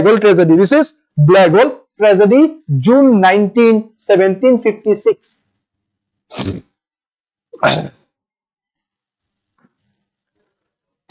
এইছোৱা এটোটো বৰ বেলেগ ফটো ইয়াত ভেন্টিলেশন আছে আৰু মানুহবোৰে ওলাব খুজিছে মানে কোৰ পৰা লম উহালম উশাহ নিশাহ ল'ব চেষ্টা কৰিছে উশাহ নিশাহ ল'ব চেষ্টা কৰিছে না about the battle এই বেটলৰ বিষয়ে চাওয়া সিৰাজউদ্দৌলা had a numerically superior force almost 50,000 বেছি soldiers আছিল and made his stand and palace কি হৈছিল British worried about being outnumbered ব্ৰিটিছে ভয় খাইছিল ইমান সৈন্য আছে আমাৰ লগত ইমান সৈন্য নাই তো সিৰাজউদ্দৌলাৰ সিৰাজউদ্দৌলাৰ বিৰুদ্ধে কনস্পিৰেসি বা ষড়যন্ত্ৰ কৰিলে কাৰ লগত লগ লাগি মীৰ জাফৰৰ লগত লগ লাগি মীৰ জাফৰ ৰায় দুৰ্লভ আৰু ইয়াৰ লুতুফ খান মীৰ জাফৰ আৰু ইয়াৰ লুতুফ খানে কি কৰিলে নিজৰ সৈন্য যদিও বেটেলফিল্ডৰ কাষলৈ লৈ গৈছিল কিন্তু যুদ্ধ ক্ষেত্ৰত নামানিল মই যেটো কথা কৈছিলো সিৰাজউদ্দৌলা's army was defeated আৰু ফাইনালি সিৰাজউদ্দৌলাৰ আৰ্মি হাৰি থাকিল roughly 3000 সৈন্য কাৰ ৰবাৰ্ট ক্লাইভৰ 3000 সৈন্যৰ হাতত হাৰি থাকিল সিৰাজউদ্দৌলা owing to the flight আৰু পৰাই গুচি গল সিৰাজউদ্দৌলা from the battlefield আৰু inactivity of the conspirators তাকে ক'লে যে সিৰাজউদ্দৌলা হাৰিল আৰু পলাই গুচি গল in the hand of 3000 soldiers of Colonel Robert Clive significance of the battle কি importance military significance নাই ধনিয়া this is a historic battle বহুত popular historic battle আমি সকলোৱে জানো beginning of the new era British era আৰম্ভ হৈছিল মনত ৰাখিবা ব্ৰিটিছৰ খুটি ইয়াৰ পৰা ব্ৰিটিছে নিজৰ খুটি ইয়াৰ পৰাই পুতিছিল ভাৰতত beginning of the new era economic gains of the English সকলে economic gains পালে কাৰণ ব্ৰিটিছ বেংগল কাৰ হাতত আহি গল ব্ৰিটিছৰ হাতত help in the defeat of the French আৰু যেহেতু সেই সময়ত Carnatic War চলি আছিল 1757 কথা কৈ আছো মই কাৰ্নেটিক ওয়াৰ কেতিয়া চলিছিল লাষ্ট 1756 ৰ পৰা 1763 আমি পঢ়িছিলো নাই তো এই যুদ্ধখনত জিকাৰ পিছত ইয়াত সহায় কৰিলে ফ্ৰেন্সৰ লগত যুদ্ধত সহায় কৰিলে ঠিক আছে Clive's personal gains বুলি কৈছে but this is not a personal gains of Clive বলিও চাই লওক weakness of Indian political exposed কি হৈছিল মানে ৰিজাল্ট কৈছে যে weakness of the Indian political system exposed opening way to new struggles set back supremacy of Mughal emperor enhance the prestige of the company prestige বাঢ়িছিল ঠিক আছে দন কালিৰ সময়ত ষ্টুডেন্ট নাই মই জানো this is battle of Buxar this is the last topic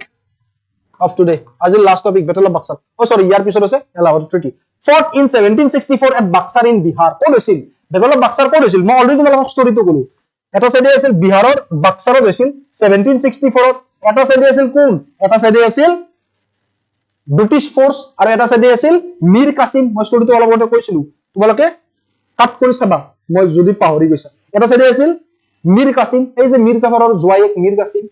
Mir কাসিমে revolt কৰিলে আকৌ মীৰ জাফৰক বেংগলৰ নবাব বনালে মীৰ কাসিমে প্ৰতিশোধ লবৰ কাৰণে ওলাই আহিল মীৰ কাসিম কাৰ ওচৰলৈ গ'ল উধৰ নবাব বা অবধৰ নবাব সুজাউদ্দৌলা আৰু মোগল এম্পায়াৰ শাহ আলম তুৰ ওচৰলৈ গ'ল তিনিও মিলি এটা ফোৰ্স গঠন কৰিলে আৰু এটা সাইডে ব্ৰিটিছ আছিল এটা সাইডে তিনিওটা পাৰ্টি আছিল এটা ইংলিছ ফোৰ্স নবাব ঔদ বা অবধ সুজাউদ্দৌলা বেংগলৰ এক্স নবাব মীৰ কাসিম মোগল এম্পায়াৰ শাহ আলম টু দুই হ'ব এটো হা কষ্ট কি আছিল as a result of battle of Palasi Sirajuddaulah already told you Sirajuddaulah was dethroned as a Nawab of Bengal and replaced by Mir Jafar British took him as their puppet but Mir Jafar got involved with Dutch Mir Jafar in Dutch lot gusi gol karon Britishok dekhibo nuara hol kisu hoy pisot he was therefore replaced yat likhiba he was therefore sorry etu ki likhibo lago he was therefore replaced by Mir Qasim he was therefore replaced by Mir Qasim ঠিক আছে Mir Qasim son-in-law of Mir Jafar was made the new Nawab of Bengal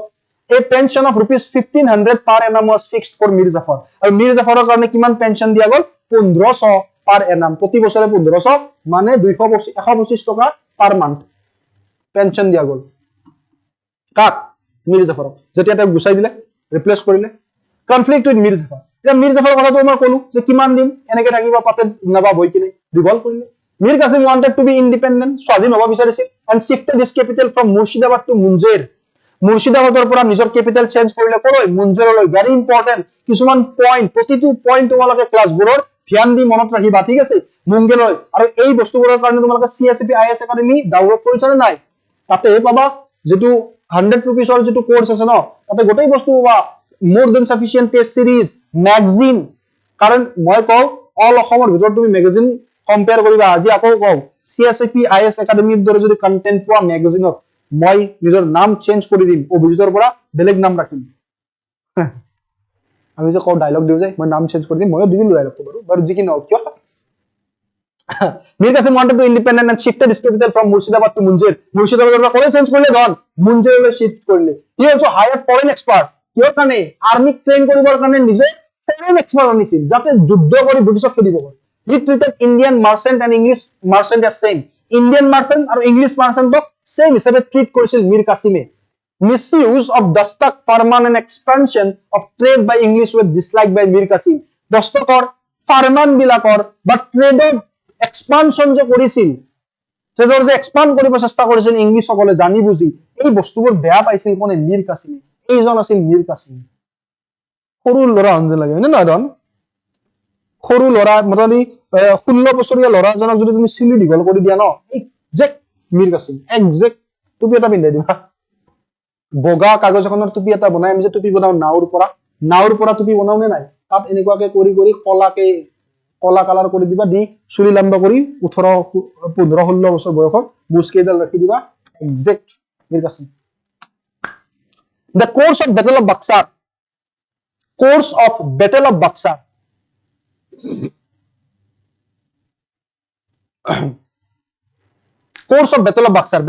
কি হৈছিল when the battle broke out 1763 battle আৰম্ভ হৈছিল English gained successive victories English বেলেগ জায়গাত জিকিছিল for example কাটৱাৰ যুদ্ধত জিকিছিল মুৰ্শিদাবাদ জিকিছিল গিৰিয়া সুটি মুঞ্জেৰ এইবোৰ জায়গা জিকিছিল কোনে ইংলিছ সকলে আৰম্ভণিতে ঠিক আছে Mir Qasim পলাই গৈছিল কলৈ ওডত বা অৱধলৈ পলাই গৈছিল হি প্লেনড এ কনফেডাৰেসি আৰু তাৰ পিছত তেখেত কাৰ লগত জড়িত হ'ল কনফেডাৰেসি বা এটা এলায়েন্স ফৰ্ম কৰিলে কাৰ লগত অৱধৰ নবাব সুজাউদ্দৌলা আৰু শাহ আলম টু মোগল এম্পায়াৰৰ লগত ফাইনেল বিট টু অভাৰথ্ৰ দা ইংলিছ আৰু ফাইনালি তেওঁ যে এই এলায়েন্স টু ফৰ্ম কৰিলে অভাৰথ্ৰ কৰিবৰ কাৰণে ইংলিছসকলক বেংগলৰ পৰা এই বস্তুটোৰ কাৰণে যুদ্ধ হ'ল 1764 ৰ Battle of Buxar. Mir Qasim soldiers meet the English army. English army লগত সম্মুখী হ'ল আৰু English army general বা commander কোন আছিল Major Munro in 1764 আৰু এই joint army of Mir Qasim was defeated by the English army in the Battle of Buxar in 1764. Mir Qasim absconded from the battle and other to surrender. বাকি দুটাই surrender কৰিলে Mir Qasim পলাই গ'ল The Battle of Buxar ended with the Treaty of Allahabad. The Battle of Buxar সমাপ্তি কোনটো সন্ধিৰ জৰিয়তে হয় one of the most important সন্ধি of আধুনিক ভাৰতৰ ইতিহাস one of the most important সন্ধি of আধুনিক ভাৰতৰ ইতিহাস মানে modern Indian history the Treaty of Allahabad the Allahabad সন্ধি 1765 result of Battle of Buxar Mir Qasim Sujaud-Daula Shah Alam to হাৰি থাকিল অক্টোবৰ 22 1774 Battle of Buxar কেতিয়া Battle of Buxar October 22 1764 English became a great power in northern India উত্তৰ ভাৰতত English they were the great power Nawab of Bengal handed over district Bengaলৰ নবাবে কিছুমান জায়গা যেনেকা Midnapore বুৰ্দৱান and চিত্তগং এইবোৰ ইংলিছক দি দিলে মেইনটেনেন্সৰ কাৰণে যাতে ইংলিছসকলে নিজৰ আৰ্মি মেইনটেইন কৰিব পাৰে the English were also permitted duty free trade very important duty free tax নিদিয়াকে তেওঁলোকে বেপাৰ বাণিজ্য কৰিব পাৰিব ইংলিছসকলে Bengal except for a duty of 2% on salt নিমখত কেৱল 2% tax দিব লাগিব বাকি তেওঁলোকে একো ট্ৰেডতে তেওঁলোকে tax দিব নালাগে duty free কৰি দিলে তাৰ লগত চাওক after the death of Mir Jafarar মৃত্যুৰ পিছত তেখেতৰ minor son Nazim-ud-Dawla was appointed Nawab Mir Jafarar পিছত কাক নবাব পাতিলে ব্ৰিটিছক Nazim-ud-Dawla but the real power কিন্তু real power কাৰ ধৰ আছিল জানা in the hand of নাইব সুবেদাৰৰ যদিও মিৰ জাফাৰৰ মৃত্যুৰ পিছত ধন নাজিমুদ্দৌলা নবাব পাতিলে কিন্তু ৰিয়েল পাৱাৰ বা ডি ফেক্টো ৰুলাৰ হিচাপে কোন আছিল ৰিয়েল পাৱাৰ কাৰ আছিল নাইব সুবেদাৰৰ আছিল আৰু এই নাইব সুবেদাৰক কাৰ আন্ডাৰত আছিল বা নাইব সুবেদাৰক এপইন্ট কৰা বা ৰিজাইন দিব দিয়া এপইন্ট কৰা বা তেখেতক বৰখাস্ত কৰা পাৱাৰ কাৰ আছিল ব্ৰিটিছৰ হাতত তো ফাইনালি সকলোতকৈ ওপৰত কাৰ হাতত পাৱাৰ ব্ৰিটিছ তাৰ তলত নাইব সুবেদাৰ আৰু নাইব সুবেদাৰে কাক চম্ভালি আছিল Nazim-ud-Dawla Mir Jafarar পুত্ৰ যাক নবাব এপইন্ট কৰা হৈছিল Bengal Clive made political settlement with Emperor Shah Alam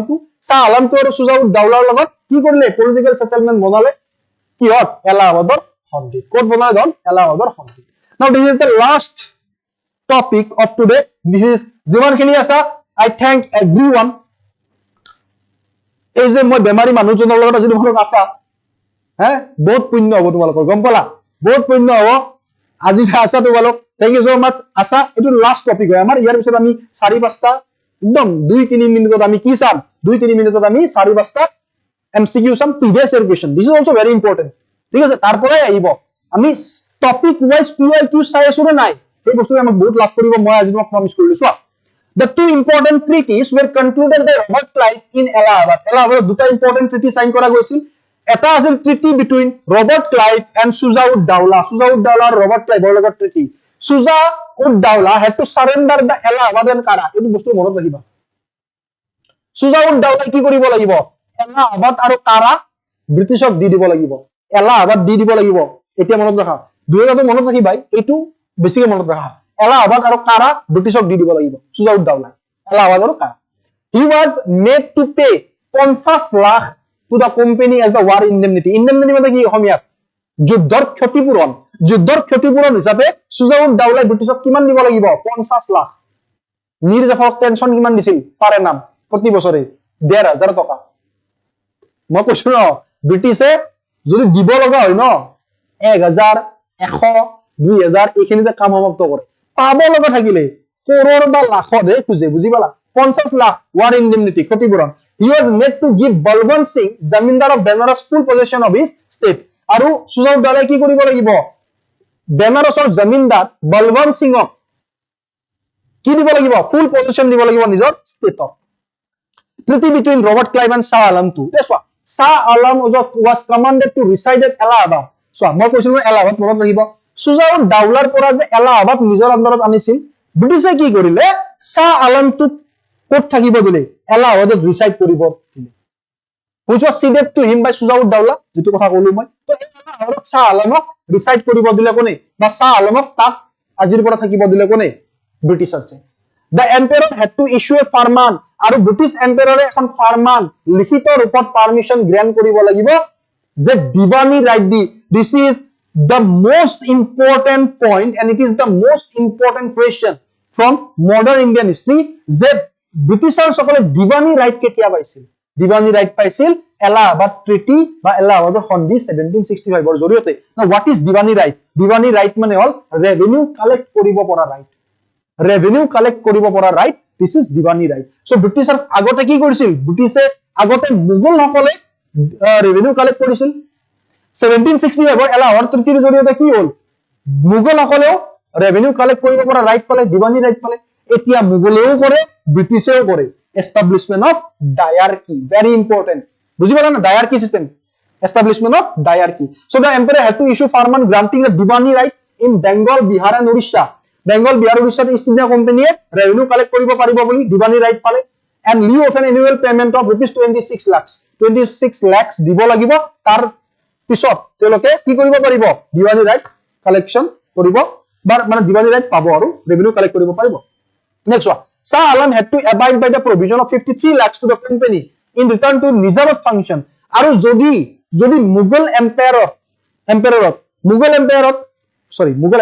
Mughal এম্পায়াৰত যদি শাহ আলমে বা যদি মুঘল এম্পায়াৰৰ যিমানবোৰ টেৰিটৰি আছে যিবোৰ মুঘলৰ আণ্ডাৰত আছে সেই টেৰিটৰি বিলাকত যদি শাহ আলমে যদি নিজামত ফাংচন পাৰফৰ্ম কৰিব খোজে নিজামত ফাংচন মানে মিলিটাৰী ডিফেন্স নিজৰ আণ্ডাৰত ৰাখিব যদি খোজে পুলিচ যদি নিজৰ আণ্ডাৰত ৰাখিব খোজে মুঘলে বা শাহ আলমে এডমিনিষ্ট্ৰেচন যদি নিজৰ আণ্ডাৰত জাষ্টিছৰ এডমিনিষ্ট্ৰেচন অফ জাষ্টিছ সো এই বস্তু কেইটা মিলিটাৰী ডিফেন্স পুলিচ বা এডমিনিষ্ট্ৰেচন অফ জাষ্টিছ এই বস্তু কেইটাৰ যদি পাৱাৰ নিজৰ কন্ট্ৰলত ৰাখিব খোজে শাহ আলমে ব্ৰিটিছক কিমান দিব লাগিব 51 লাখ টকা মই কলো ন পাব লগা থাকিলে ব্ৰিটিছৰ লাখত কথা পাতে কি fact about the battle of Buxar after the battle of Buxar English did not annex Awadh এটা সোৱা মেইন কথাটো হল কি যদি আমি চাও ইয়াত যদি আৱাদ আছিল ন আৰু ব্ৰিটিছৰ পাৱাৰ এইফালে আছিল দিস ইজ ব্ৰিটিছ এইফালে ব্ৰিটিছৰ পাৱাৰ আছিল ইয়াত আৱাদ আছিল আৰু এই ফালৰ পৰা মাৰাঠাসকল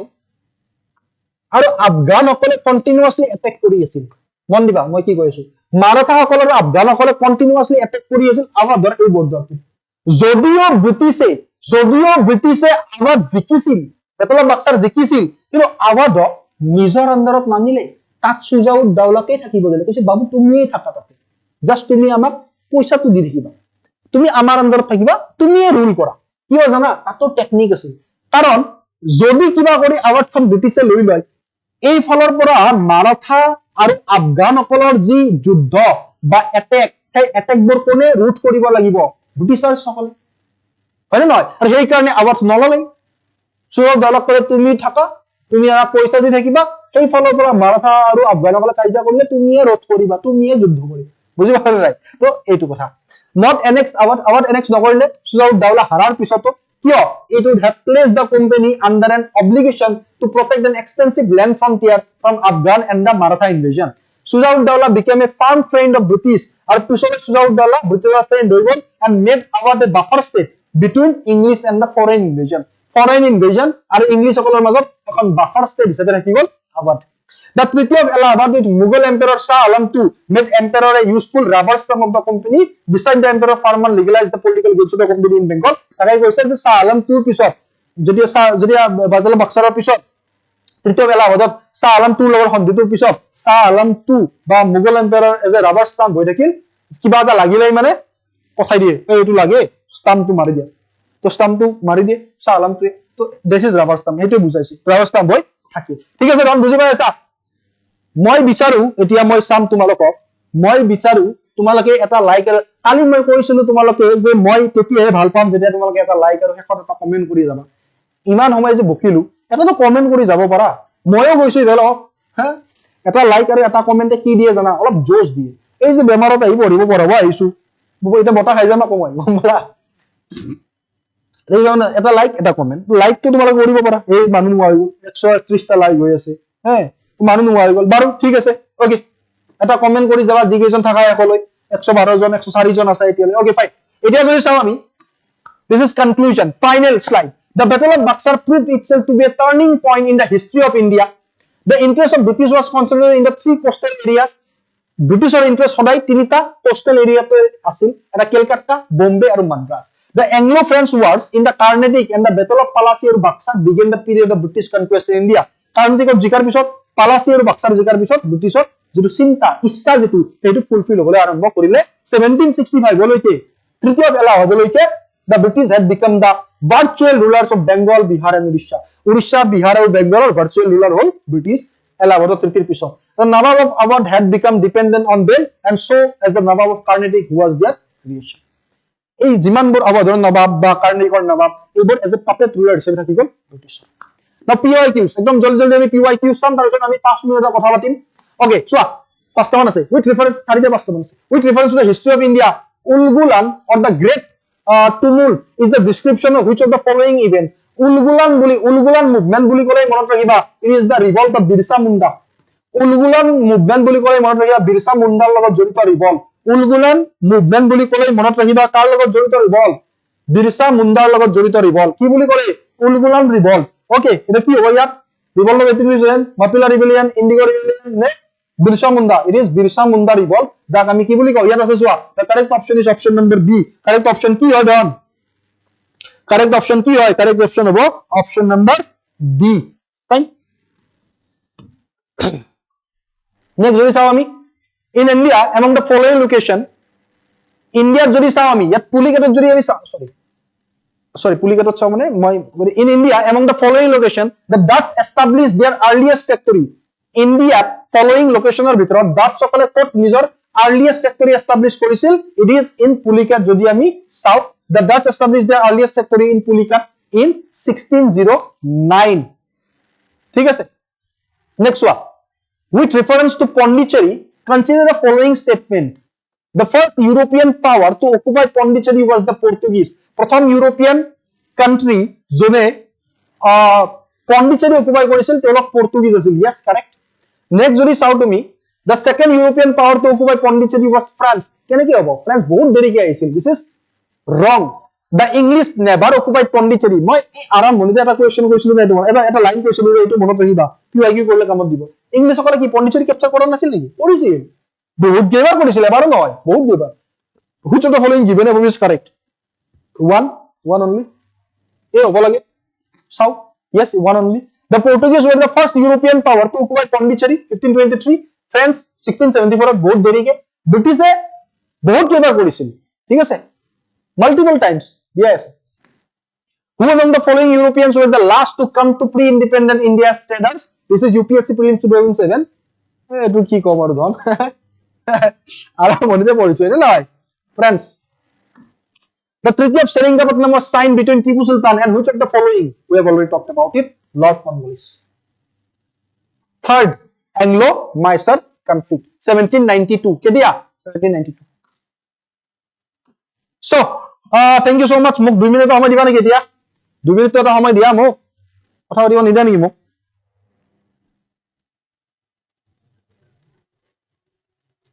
2 মিনিট সময় দিয়া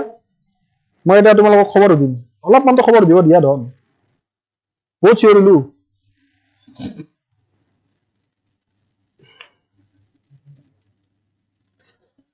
2 ঘন্টা পঢ়ুৱাটো নাই 2 ঘন্টা পঢ়ুৱাটো মোৰ কাৰণে একো নহয় মই 7 ঘন্টা লৈকে পঢ়ো মোৰ ক্লাছ যদি চাইছা আগতে মাৰাথন ক্লাছ মই কিমান 2021 ৰ পৰা তুমি দেখাবা মই 7 ঘন্টা 7 মিনিট মোৰ ৰেকৰ্ড আছে কন্টিনিউয়াসলি ৰাতি 3টা 16 লৈকে মানটা 3টা 16 লৈকে ৰাতি এবাৰ এডিআৰিৰ আগত থাকে ৰাতি 3টা 16 লৈকে APSC যদি সোৱা যোৱাবাৰ অলমোস্ট 3টা লৈকে যোৱাবাৰ APSC প্ৰিলিমছৰ আগত মাৰাথন হা তো আছে বাট কথাটো হল কি আজি মোৰ বেমাৰ আৰু লগতে হল অফলাইন ক্লাস কৰিছো দিনটো মই তো এইটোই কথা বাৰু যে কি নহক ধন এটাতো যাব আৰম্ভ কৰিলা বাৰু গোটেইবোৰ নাযাবা অলপ সময় থাকা 2 মিনিট আমাৰ খবৰ হদু তোমালোকৰ খবৰ কেনেকুৱা yes Priyanka very good very good, শুভেচ্ছা থাকিল তোমালৈ। বহুত বস্তু শিকিলো আমি। কংকনা এতিয়ালৈ আছা? Very good. তুমুল আছিল, তুমুল। অকে, তো থেংক ইউ সো মাচ। এতিয়া কথাটো হ'ল কি, মই ধাৰাসাৰ নলেজ দি থাকো, গম পাইছা নাই ধৰ? ধাৰাসাৰ নলেজ দিয়াৰ মাজতে তোমালোকে যদি থাকা, তোমালোকৰ যদি ছাপোৰ্টটো থাকে, তেতিয়া মোৰ ভাল লাগে। তেতিয়া মোৰ ভাল লাগে যেতিয়া তোমালোকৰ ছাপোৰ্টটো থাকে। যিমানে ধাৰাসাৰ নলেজ নিদিয়া কিয়, মই বিচাৰো প্ৰতিটো বস্তু কুঁহিয়াৰ চেপাৰি চেপি যাতে বস্তুখিনিৰ নলেজ ওলাই যাওক। কাৰণ knowledge is the extreme wealth, হয়নে নহয়? তো ভাল হওক সকলোৰে। তো মোৰ ফালৰ পৰা বহুত বেছি শুভেচ্ছা, বহুত বেছি মৰম। অহাকাইলে মই তোমালোকক লগ পাম। অহাকাইলে মই তোমালোকক লগ পাম 7টাৰ পৰা পাব পাৰো বা 9টাৰ পৰা, 7টাৰ পৰা পালে 9টালৈকে, 9টাৰ পৰা পালে 11টালৈকে থাৰ্ড ক্লাছত, ঠিক আছে? য'ত আমি ৰিভল্ট অফ 1857, আজিৰ পিছত ৰিভল্ট অফ 1857 আহিব, চিপাহী বিদ্ৰোহ, চিপাহী মিউটিনি, তাৰ লগত আদি কৰি, তাৰ পৰা আৰম্ভ কৰি কলৈকে ইণ্ডিয়ান নেশ্যনেল কংগ্ৰেছৰ আৰম্ভণিলৈকে বা ইণ্ডিয়ান নেশ্যনেল কংগ্ৰেছলৈকে, যাৰ এষ্টাব্লিছমেণ্ট হৈছিল 1885, চ' তালৈকে আমি অহাকালিৰ ক্লাছত পঢ়িবলৈ পাম। Thank you so' mass everyone. বহুত বেছি মৰম, বহুত ভাল পোৱা, ভালদৰে পঢ়ি থাকিবা। লগ পাম তোমালোকক সকলোকে নেক্সট ক্লাছত। তেতিয়ালৈ জয় অসম।